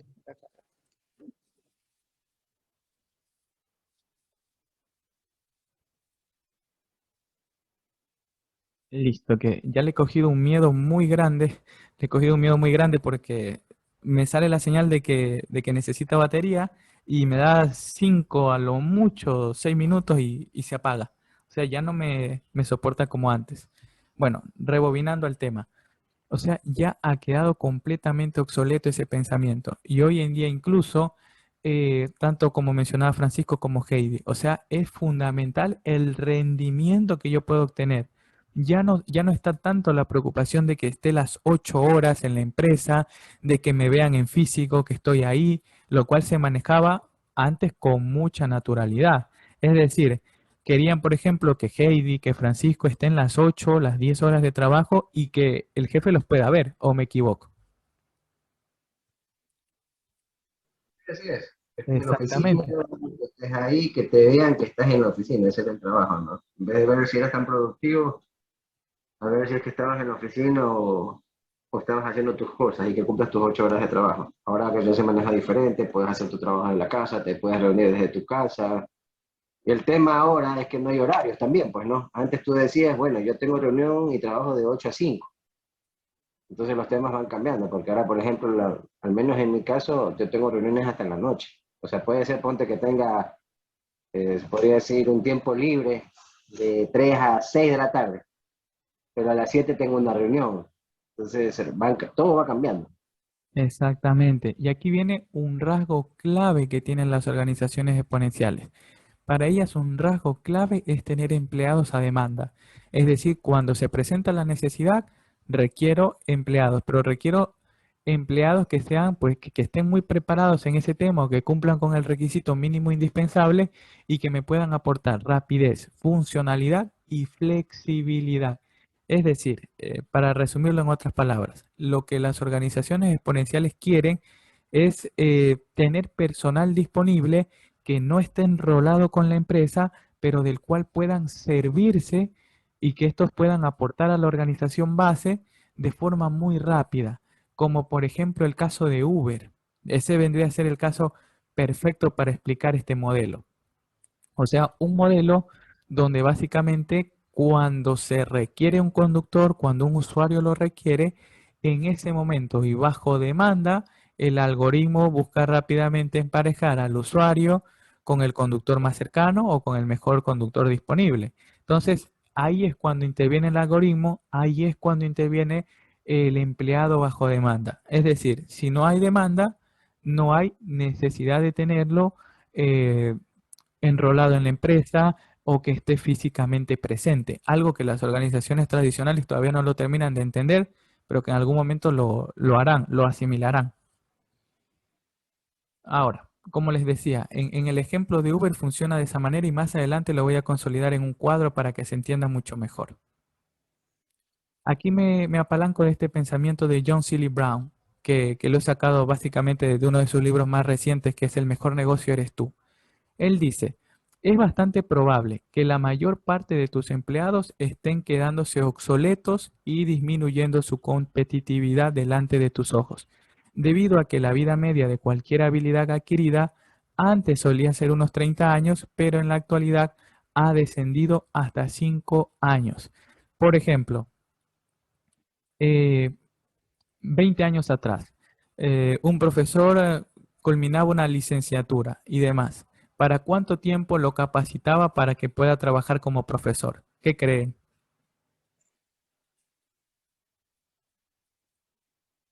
¿Para cuánto tiempo lo capacitaban? ¿Cómo? Ah, tú dices que hacía una maestría y para cuánto tiempo le servía. Exactamente. Por Ah, de aquí ejemplo, a 30 años, pues me imagino hasta que ya en ese momento ya se jubile y todo, ya pues con una sola maestría ya se jubilaba y todo.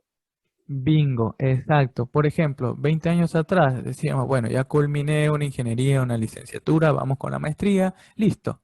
Esto me avala pues hasta que yo pueda. En cambio, ahora ha cambiado completamente eso. Ahora tenemos habilidades personales que tenemos que estar constantemente, de forma muy frecuente, adquiriendo más o de algún modo actualizando esa habilidad. Por ejemplo, 5 años atrás, realmente tener un dominio de todas estas herramientas digitales y demás, con que tengamos una cierta orientación era suficiente. Hoy en día, mientras yo más conozco, perdón, de Teams, de Zoom, de todas estas aplicaciones que me permiten conectarme de manera online, mucho más preparado y con muchos mejores ojos me van a estar observando mis superiores. ¿Ok? O me van a estar observando en ese modelo organizacional al que pertenezco. Entonces ya no se necesita de pronto prepararme en algo y ahora sí me olvido 20, 30 años de que tengo ese título, de que adquirí esa habilidad. Ya no podemos darnos ese lujo. Ahora tenemos que cada cierto tiempo y con mucha autopreparación en algunos casos ir adquiriendo más habilidades o actualizando esa habilidad, porque si no, ¿qué dejamos de ser ante los demás y ante el mercado? Dejamos de ser competentes. ¿Ok? Ahora, aquí viene otro punto clave, la comunidad y el entorno. Antes, ¿cómo eran las comunidades? ¿Cómo creen ustedes que eran antes las comunidades?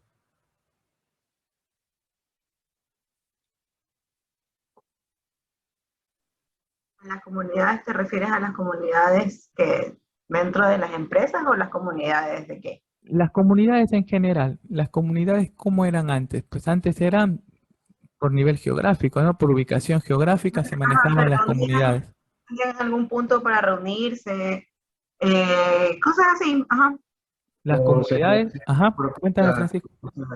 son cosas más clásicas, o sea, dependiendo del sector, la ubicación geográfica, como decís, o sea, dependiendo, ¿no? Estabas acostumbrado, por ejemplo, la gente de playa tenía sus cosas en común que hacer, o la gente de acá de la ciudad ya sabía, por ejemplo, aquí en Guayaquil, mucho antes era el centro, reunirte en el Burrito cuando recién salió el burger, o sea, ese tipo de cosas, ¿no? Pero ya todo O, o las mismas clases pueden ser un ejemplo de esto. Antes, obviamente, no podías asistir a una universidad o a un colegio que esté muy lejos en otra ciudad.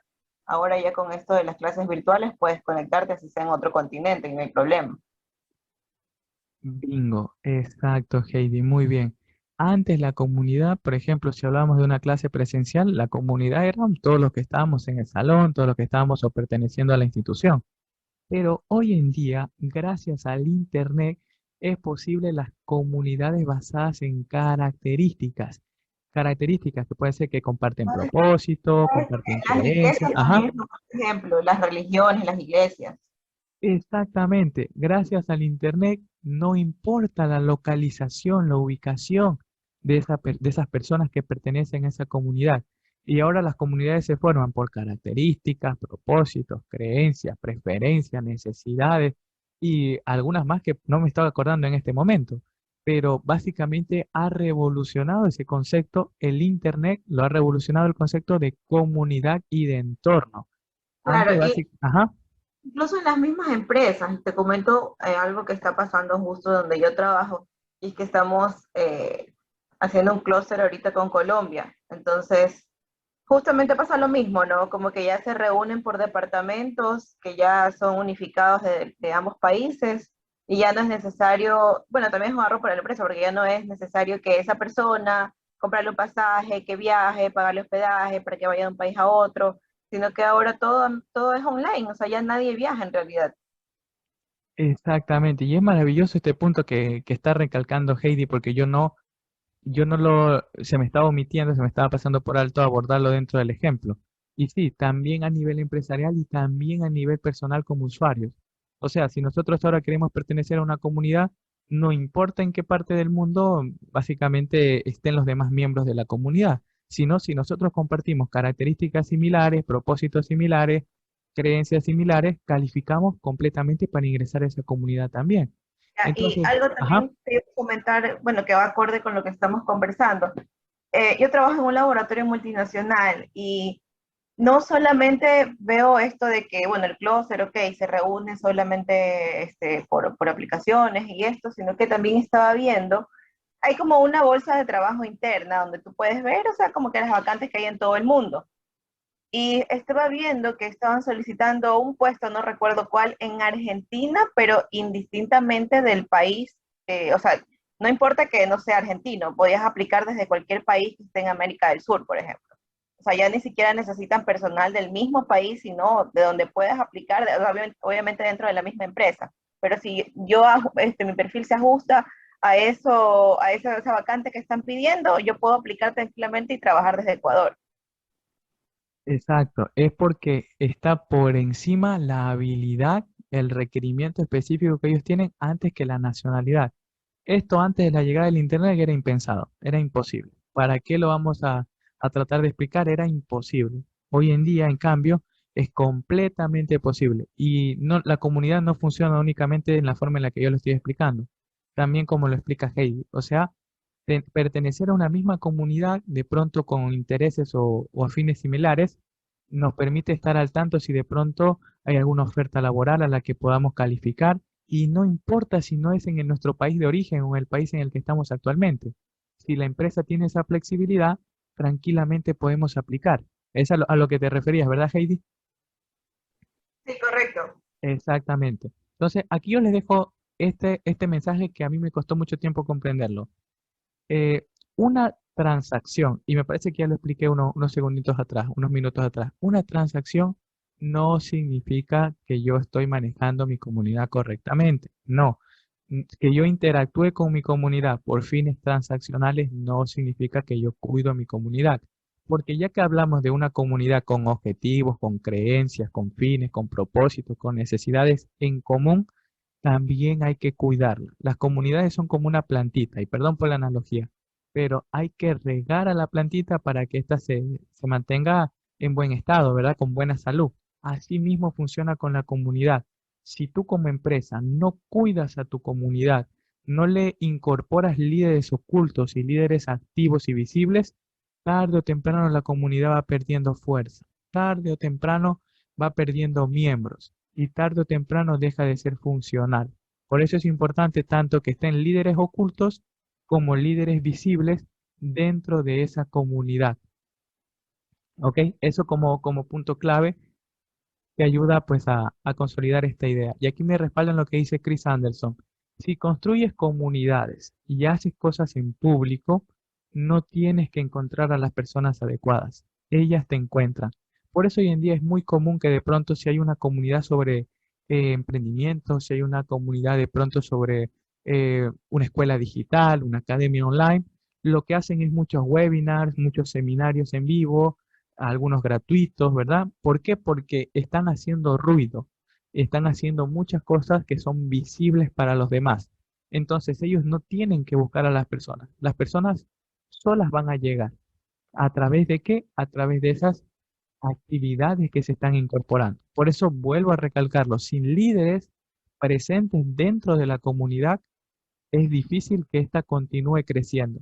Ok, podemos enganchar a alguien porque tiene una preferencia similar o un patrón bajo el cual está constituido la comunidad, pero ¿cómo lo mantengo? ¿Cómo hago que esa persona que ingresa a mi comunidad se mantenga participando y que no se salga y se incorpore nuevamente al entorno? Esto lo voy a explicar con un gráfico. Aquí está este gráfico que es muy útil. Aquí están, por ejemplo, todas las personas que pueden, deben o en teoría pues ya están dentro de mi comunidad. Usuarios, exalumnos, clientes, fans, socios, vendedores, empleados a demanda y todos los demás que están aquí en donde figura el entorno. ¿Ok? Entonces, aquí están hasta empleados a demanda todos los que podrían estar dentro de mi comunidad potencialmente. Pero aquí está el entorno que son las personas que están fuera de las capas nucleares de mi comunidad. Entonces, aquí yo utilizo el propósito de transformación masiva para atraer a esas personas del entorno a que se incorporen a mi comunidad. Si yo logro eso, estoy utilizando de manera correcta mi propósito de transformación masiva. Si yo no logro, puede ser porque le doy poca atención a mi comunidad, porque no incorporo líderes, porque descuidé completamente de pronto eh, la estrategia de posicionamiento de mi comunidad. En ese momento, tarde o temprano, todos estos que estaban en mi comunidad terminan regresando a la capa denominada entorno, que hace referencia a todas las personas que están fuera. ¿Ok? Ahora, llegamos al punto de los algoritmos. Y aquí no hace falta ni siquiera que yo ponga el logo. Ya sabemos esta plataforma de cuál es. ¿De quién es esta interfaz que estamos viendo en pantalla? Netflix. Exactamente, Netflix. Ok. ¿Cómo creen que funciona el algoritmo de Netflix? Todo depende, creo que de los gustos, las tendencias. Bueno, en primer lugar, ya saben cuáles son los más populares o que la gente más ha visto, pues, ¿no? A nivel de todas las reproducciones que tienen. Pero también se fija mucho, es como lo de Facebook, que ve más o menos lo que busca siempre, ves el tipo de series o de películas que te gusta y según eso también te salen sugerencias de qué es lo que puedes ver. Bingo, exactamente. Aquí funciona, aunque Netflix no lo llama algoritmo, ellos le dicen sistema de recomendaciones. Así le dicen ellos, sistema de recomendaciones. Pero eso hace referencia al algoritmo que ellos utilizan. Básicamente, ¿cómo funciona este algoritmo? Cada suscriptor va trazando, digamos que su propio perfil, lo va armando según lo que haya estado viendo desde el día que adquirió la cuenta, es decir, desde el día 1 que ingresó a su perfil, le puso nombre y vio la primera película que le llamó la atención, desde ese momento se va trazando las potenciales opciones, es decir, el algoritmo va calculando los nuevos títulos que podrían ser de interés para la persona que adquirió la cuenta. Por eso es muy importante prestarle atención al algoritmo de Netflix. ¿Por qué? Porque ustedes me van a decir, pero bueno, Daniel, también las demás aplicaciones que están en esta parte de streaming, pues lo tienen. Y la verdad es que sí, pero no son tan precisos como el algoritmo de Netflix. ¿Ok? No sé si de pronto ustedes son usuarios de Amazon Prime Video o son usuarios de HBO Max o Disney Disney Plus tenemos. que tenemos hijos pequeños y tenemos Disney Plus. ya, perfecto. También funciona muy bien. Disney Plus también tiene este algoritmo incorporado. Básicamente todas las organizaciones exponenciales lo tienen. Es que para ellas es básicamente algo imprescindible. Pero aquí viene la clave. ¿Cómo funciona ese algoritmo? ¿Ok? Tanto Prime Video, tanto HBO lo tienen. pero el de Netflix funciona mucho mejor. Generalmente, de hecho, aquí viene una parte importante que lo voy a contar como anécdota. Yo tenía una amiga que refutaba completamente la idea de tener Netflix, no le gustaba para nada. Y un día me dice, Daniel, de verdad que no tengo nada que ver porque se me ha olvidado pagar el cable.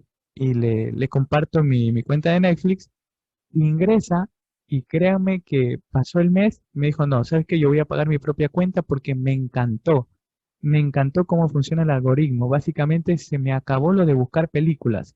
Se termino de ver una y me dan una recomendación perfecta y así.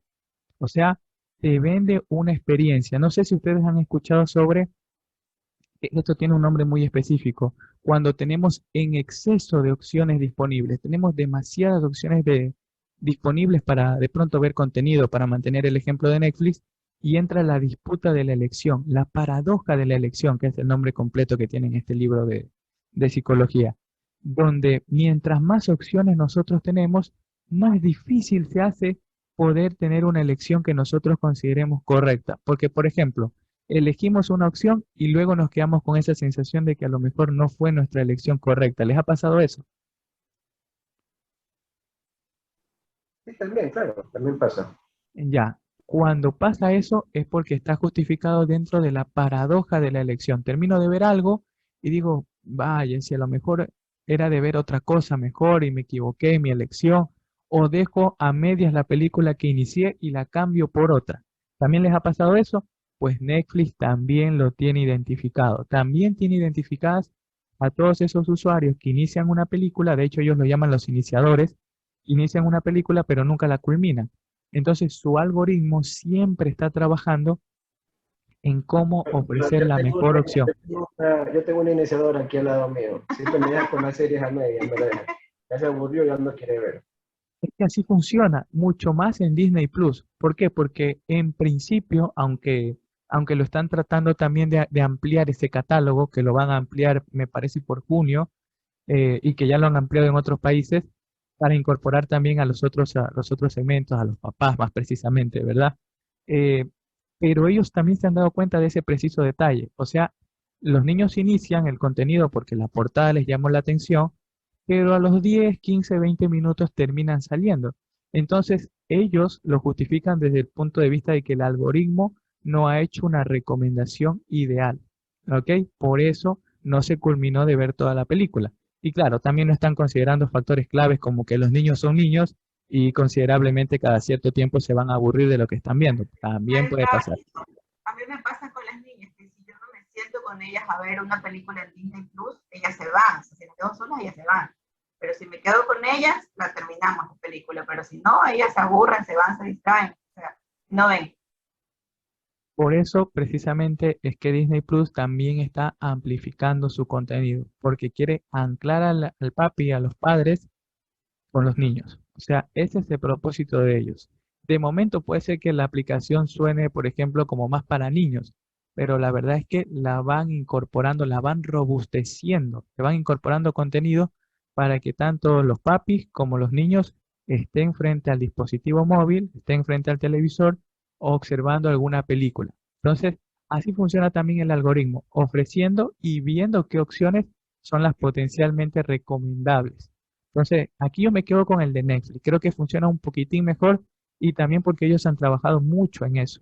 Entonces, todo lo que nosotros decimos, pero qué buena recomendación, qué buena suerte, pues no es la suerte, es el algoritmo que está trabajando detrás y que obviamente eh, a lo mejor antes nosotros lo desconocíamos, pero hoy en día pues ya es algo que debemos tener en cuenta. De hecho, todas las organizaciones exponenciales utilizan o funcionan a base de los famosos algoritmos, aunque le cambien el nombre y la organización le diga diferente, como es el caso de Netflix, que le dice sistema de recomendaciones, algoritmos no, sistema de recomendaciones, porque suena mucho mejor, mucho más comercial, ¿verdad? Ahora, llegamos al punto de los activos externos. Por ejemplo, ustedes me imagino si han visto el caso de Airbnb, ¿verdad? Sí, somos usuarios de Airbnb. Perfecto, muy bien. Entonces eso agiliza muchísimo esta explicación. Airbnb, a veces me enredo con la pronunciación, ¿vale? No tienen propiedad Son hoteles, ningún, ¿verdad? ajá, Los Hyatt ajá, son hoteles, sobre todo en Estados Unidos. exactamente, exactamente. Ahora, ¿Por qué los comparo ellos dos? Porque la una tiene un crecimiento lineal y la otra tiene un crecimiento exponencial. Eh, Vamos a ver primero el caso de Airbnb. No funciona básicamente el concepto si, por ejemplo, Airbnb tuviese que adquirir activos físicos, como por ejemplo hoteles, para empezar a funcionar, como es el caso de Hiab, ¿ok? Entonces, si requiere activos físicos para poder iniciar, para poder empezar a funcionar, estamos ante una organización tradicional que por ende va a tener un crecimiento lineal. Pero en el caso de Airbnb, no tienen propiedad ningún activo físico, pero se termina apalancando básicamente de quiénes se apalanca. Ustedes lo saben, de quiénes se apalanca Airbnb.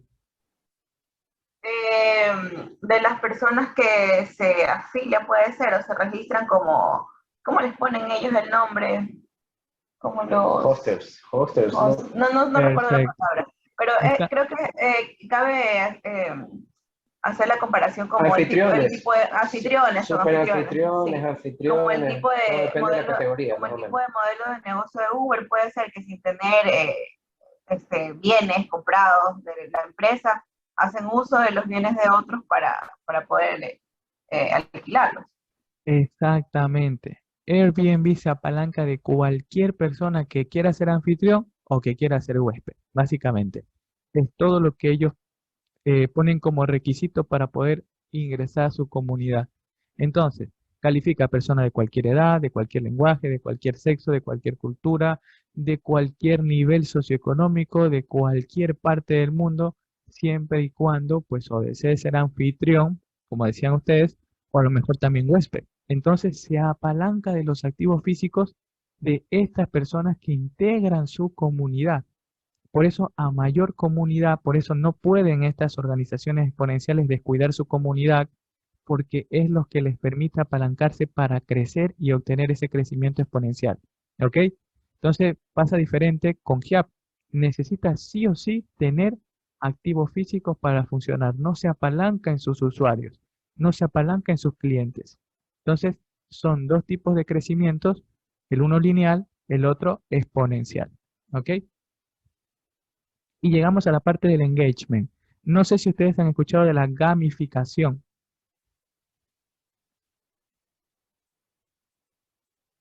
¿Han escuchado o no sobre la gamificación? Bueno, ¿Vale? De pronto, yo tampoco. de pronto Heidi, ¿no? Vale. No, Ah, así como la palabra gamificación, no. vale, voy a iniciar con algo muy sencillito. Antes, ¿cómo hacían las empresas para comprometer a sus usuarios? ¿Cómo se imaginan ustedes que lo hacían? ¿Cómo lo hacían, no? Pues las empresas para llegar a sus usuarios? Bueno, por medio de televisión, dependiendo de la empresa, pues, ¿no? Desde afiches, si es algo local que tú quieres impulsar, Cupones. cupones, prensa, televisión, como cuando es algo grande y tienes mucho para invertir y puedes hacerlo, o sea, por medio de eso. Antes se hacía de esa forma. Perfecto. Antes, por ejemplo, por poner un ejemplo muy general, porque tal como decía Francisco, o sea, depende. Pero para poner un ejemplo general, daban cupones, hacían concursos, hacían sorteos, regalaban las famosísimas tarjetas de fidelización. Yo, Te iba a ajá, decir, esto, creo que este ejemplo que pones, perdón, esta palabra que pones de gamificación, creo que vendría a ser explicado en otras palabras como el plan de fidelización al cliente, pero digamos que ya digitalizado. ya, aquí viene la parte interesante de la gamificación. Justamente fue el día jueves que conversaba con el rector de una unidad educativa acá de Milagro y me decía, Daniel, estoy en jaque porque no sé cómo continuar en esta educación digital utilizando estas herramientas digitales cuando les cuesta mucho a mi personal docente. O sea, no lo están disfrutando. Y si ellos no lo disfrutan, es entendible que los estudiantes tampoco lo van a disfrutar, ¿verdad? Entonces yo le propuse y le dije, a ver, hoy en día las organizaciones exponenciales están utilizando mucho la gamificación y también es permitido utilizarla en la educación. Es decir, podemos apalancarnos de técnicas, elementos, dinámicas, juegos, todo lo que antes estaba enfocado en el típico ocio que pensábamos nosotros, hoy en día se lo puede adaptar para que los objetivos, como se puede ver en la lámina, funcionen a través. Pueden ser consiguiendo insignias, puntos, superando niveles, clasificando, asumiendo nuevos retos, pero que mantengan concentrados y entretenidos a la comunidad educativa. O sea, rebobinando completamente el ejercicio, cambiándolo por completo. Ya no es esa típica metodología ERCA que manejan muy común las instituciones educativas, que una lectura, que luego reflexionamos de la lectura, que luego te hago preguntas. Ya cambió, ya eso se está quedando en el pasado. Eso es de una metodología tradicional. Ahora funciona a raíz de la gamificación. Yo integro a mi comunidad educativa, la hago parte del juego, de la mecánica, yo explico la mecánica, ¿no? De la escalabilidad permitida y a través de ese compromiso propio de los estudiantes por superar, por conseguir puntos, superar niveles, superar nuevos retos, voy también enseñándoles. Entonces, eso conversamos y habíamos quedado en que los iba a ayudar para incorporar precisamente la gamificación en Moodle, ¿ok? Ahora, ¿qué tiene que ver todo esto con las organizaciones exponenciales? Tiene que ver que hoy en día ya no se utilizan esos métodos tradicionales que comentábamos, concursos, tarjetas de fidelización, esa tarjetita que te entregaban antes con un cupón de descuento y demás, ya no se utiliza eso. ¿Por qué? Porque algunos psicólogos han reconocido y lo afirman abiertamente que el ser humano trabaja mejor bajo la competitividad y está de hecho diseñado para ser competitivo. Entonces, la sensación de que estoy ganándome algo, de que lo estoy disputando y de que yo soy merecedor, de que nadie me lo está regalando, entre comillas, es una sensación que supera por 10 a la sensación de que me regalen algo. Por ejemplo, ¿cómo te sentirías, Heidi? Tú me haces una compra de $10,000 y yo te regalo una tarjeta de descuento para tu siguiente compra. Bueno, Heidi puede pensar, a ver, pero es lo mínimo que podían hacer. Estoy comprándole $10,000, lo mínimo que me puede hacer es darme una tarjeta de descuento. Pero si muy contrario de eso, te propongo un juego donde puedes ganar hasta el 50% de descuento en tu próxima compra. Entonces te parece muy divertido, vas alcanzando, superando niveles, sumando puntos y cuando te das cuenta, completaste toda la dinámica y tienes o eres merecedor al 50% de descuento en tu próxima compra. Entonces, ¿verdad que la mecánica fue completamente diferente y sales con un ambiente de optimismo, te sientes diferente, más motivada? Porque tu sensación fue que te lo ganaste, no que te lo regalaron, ¿verdad?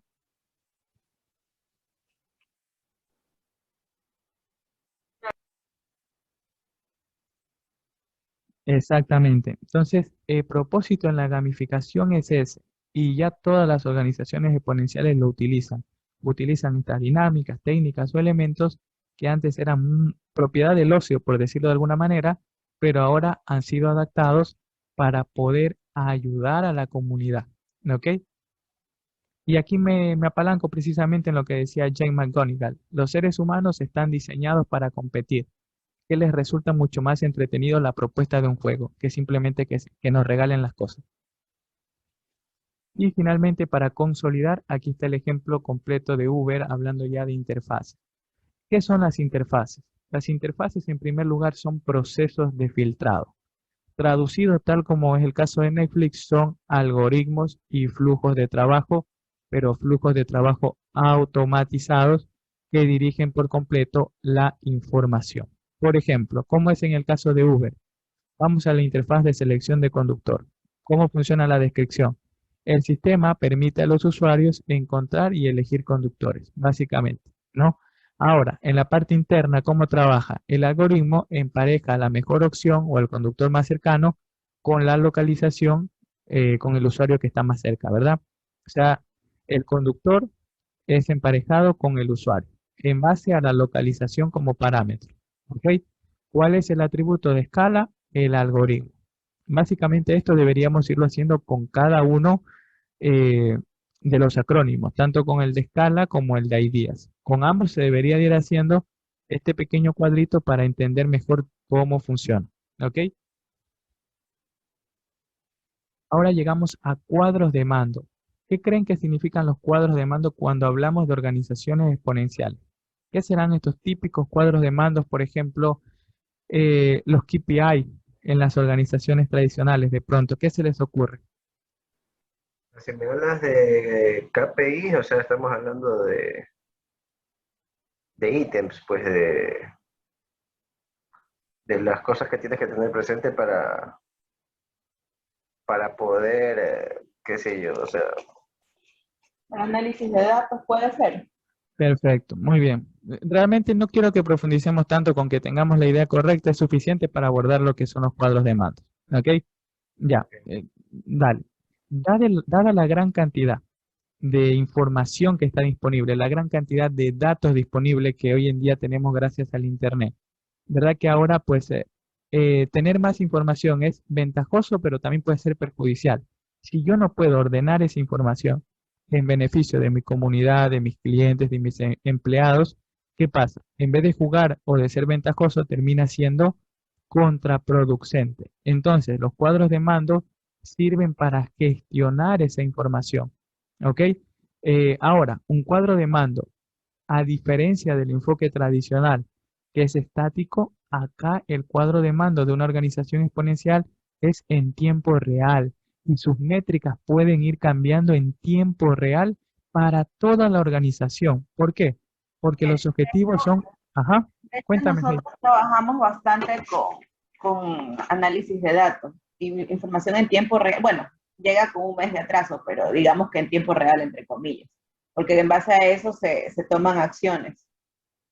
Ya, precisamente para eso sirve la información, para tomar acción.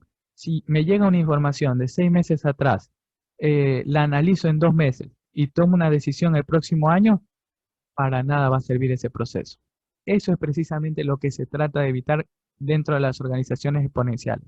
Tener un cuadro de mando que funcione a tiempo real y que las métricas se vayan modificando en orden de ese cuadro de mando. O sea, las métricas se vuelven esenciales dentro de una organización exponencial. ¿Ok? Ahora, los KPI ya los conocemos, ¿verdad? Pero también están las famosas métricas de objetivos y resultados clave, ¿ok? O las OKR. que tú dices, nosotros trabajamos con información y que trabajamos con métricas.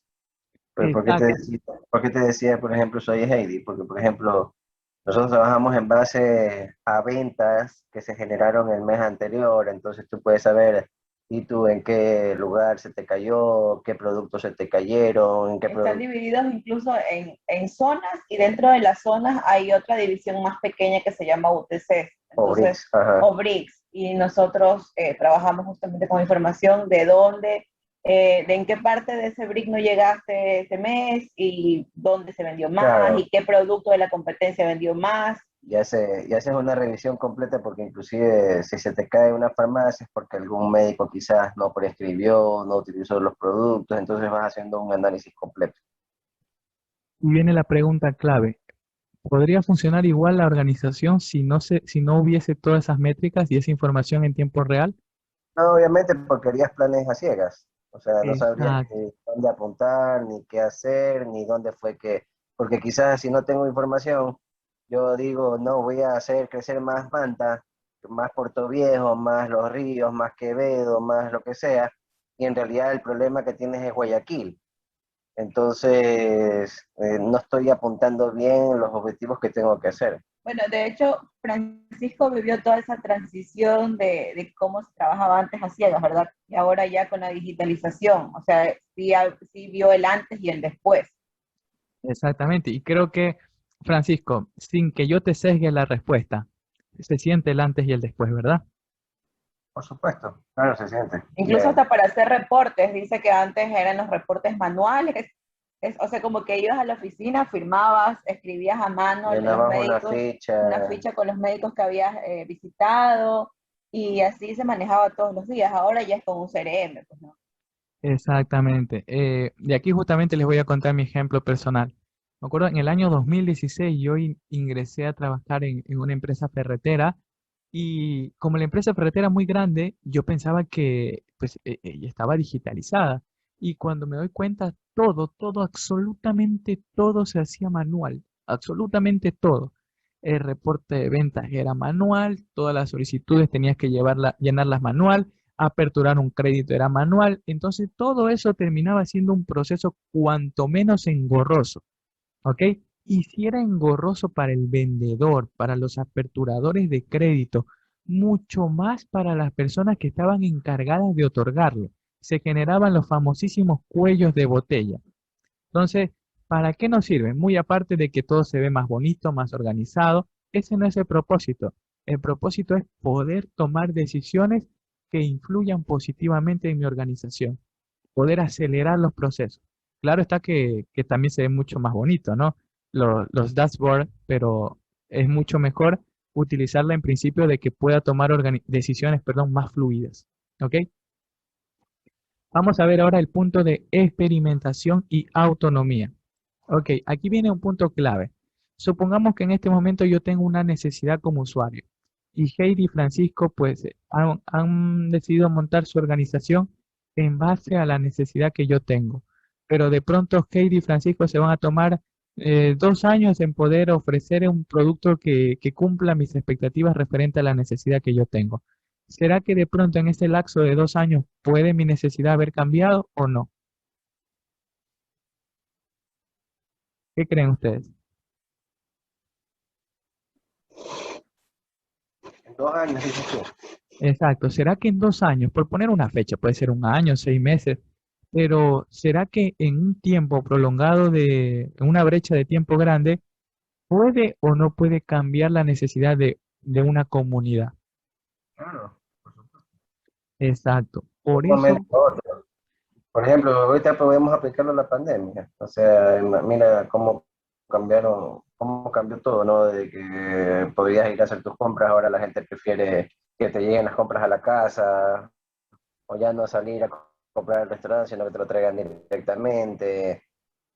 O sea, ya buscan más el servicio que otra cosa, pues, ¿no? No, y quizás empresas que ya tenían proyectos, no sé, se me ocurre, por decir cualquier cosa, proyectos de construcción de algún, no sé, gran supermercado, obviamente para las ventas físicas, antes de la pandemia, de repente ya vino esto del COVID-19 y todo se volvió digital, entonces es como que ya cambió la necesidad de ese consumidor. perfecto, exactamente. Supongamos que una organización hubiese estado trabajando en un proyecto y no consideraba la variable de pronto la pandemia, que obviamente hace referencia pues a las amenazas propias del entorno. Nosotros no podemos controlar ni tenemos poder de cambiar la pandemia, ¿no? No podemos hacerlo, ¿no? Pertenece al entorno.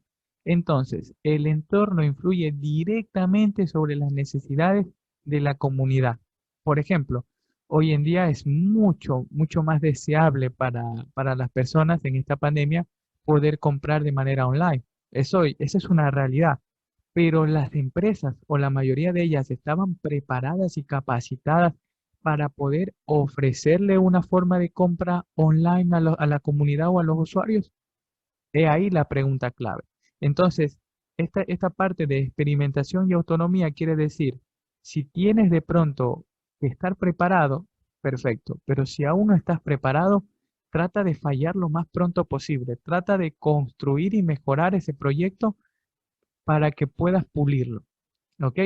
Entonces, y también considerar fuertemente que las necesidades que hoy están latentes, puede que en 6 meses, en 3 meses, en una semana, al siguiente día ya no sean necesidades o ya alguien más las esté satisfaciendo, esté cumpliendo esas expectativas, ¿ok? Entonces, ustedes me van a decir, pero Daniel, esto se contrapone, perdón, completamente con lo que explicabas al inicio de método de desarrollo tradicional de producto. Sí, se contrapone porque las situaciones son diferentes. ¿Ok? Cuando yo conozco el problema, pero también conozco la potencial solución a ese problema, yo trabajo con un método de desarrollo de producto tradicional o con la metodología cascada. Pero si yo no conozco la potencial solución del problema, como pasa actualmente por esta pandemia, tengo que sí o sí tener una metodología más lean, o sea, fallar con prontitud, enmendar, tomar lo que me sirve, descartar lo que no me sirve e ir puliendo lo que estoy ofreciendo. ¿Ok? Básicamente Eso resume esta lámina. Poder construir en la menor cantidad de tiempo posible e ir aprendiendo de esos errores. Y finalmente llegamos al último punto en la escala, el punto social. ¿A qué creen que hace referencia esta imagen? A todo lo que se viene usando pues en la actualidad, Social media. a todas las redes sociales, a todas las formas de comunicarse, a todas las formas de llegar a los clientes, desde el Facebook, el Instagram, Twitter, ahí está Skype también. Entonces, de todo, pues todo para poder, lo que se está utilizando en la actualidad. ¿Verdad que ya nos hemos olvidado por completo de de esos entornos empresariales analógicos donde la comunicación era en presencial, donde básicamente no había una comunidad digital? Ya eso ya no existe prácticamente para nosotros, ¿verdad? ¿Por qué? Porque el mismo entorno nos ha empujado a esta era digital de interacción, que al principio las organizaciones dijeron, bueno, vamos a incorporar el correo, que es una forma sincrónica, poco invasiva de comunicación, ¿verdad? Pero ahora ya el correo electrónico es lo mínimo indispensable para comunicarnos. Entonces, esa forma de comunicación asincrónica en principio, hoy en día también es sincrónica. Ya contamos, por ejemplo, con redes sociales, con la página web, con la aplicación móvil, donde se puede, ¿qué cosa? Se puede interactuar en tiempo real, se puede interactuar en vivo. Y tenemos, por ejemplo, en dependencia de la organización, tenemos un chat de soporte que está disponible las 24 horas. A mí me pasaba, la semana pasada eh, tenía un problema de soporte con mi proveedor de hosting y era un problema muy específico. Y a las 2 de la mañana estaba solicitando el soporte y a esa hora me lo dieron. Y la atención fue increíble. Entonces, estamos hablando de un soporte en vivo con un asistente que está disponible las 24 horas. Entonces, son plus diferenciales que nos están otorgando, pero en un entorno digital, que en un entorno analógico, que en un entorno físico hubiese sido imposible de poder gozar. ¿Ok?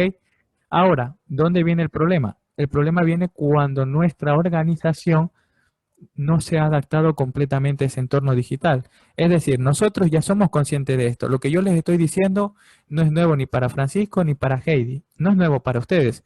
Pero la pregunta es, si tienen su organización, si tienen su proyecto, si tienen su emprendimiento, ¿lo han incorporado? Es ahí la gran pregunta. Porque yo les digo a ustedes, ¿en dónde radica la diferencia entre conocimiento y sabiduría? ¿Qué creen? El conocimiento y sabiduría. Conocimiento se lo vas dando a medida que vas, este, pienso yo, leyendo, aprendiendo. Sabiduría creo que es innato de la persona. Sabiduría es en base a la experiencia. Ya, perfecto. Pongo un ejemplo súper sencillo. Fumar es malo. Yo sé que fumar es malo. Es decir, yo conozco, tengo conocimiento de que fumar es malo, pero igual fumo.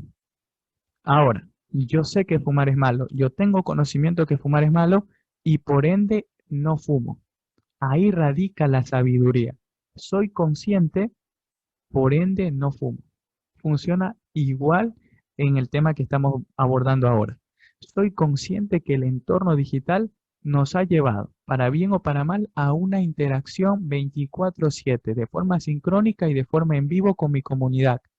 La pregunta es, ¿lo aplico o no lo aplico en mi organización? El conocimiento ya lo tienen. Tanto Francisco como Heidi ya ustedes lo saben. Yo no les he dicho nada nuevo en este punto. La pregunta es, ¿están siendo sabios en ese aspecto en su organización? Es ahí donde viene el punto de inflexión. Entonces, si sí lo estamos haciendo, perfecto, vamos en buen camino. Y si no lo estamos haciendo, pues es momento de incorporarlo, porque ya el conocimiento ya lo tenemos. Hay que llevarlo a la acción. Y bueno, con esto quería básicamente finalizar.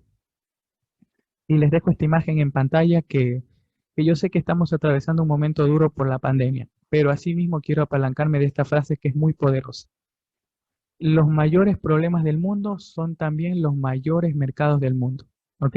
Entonces, los líderes, los emprendedores, las personas con una actitud y con proactividad diferente son las personas capaces de detectar oportunidades en mercados que realmente o en tiempos que realmente están pasando pues situaciones muy complejas, como es la pandemia, ¿no? Entonces, con esto quería culminar mi presentación y quedo atento a cualquier consulta que tengan ustedes.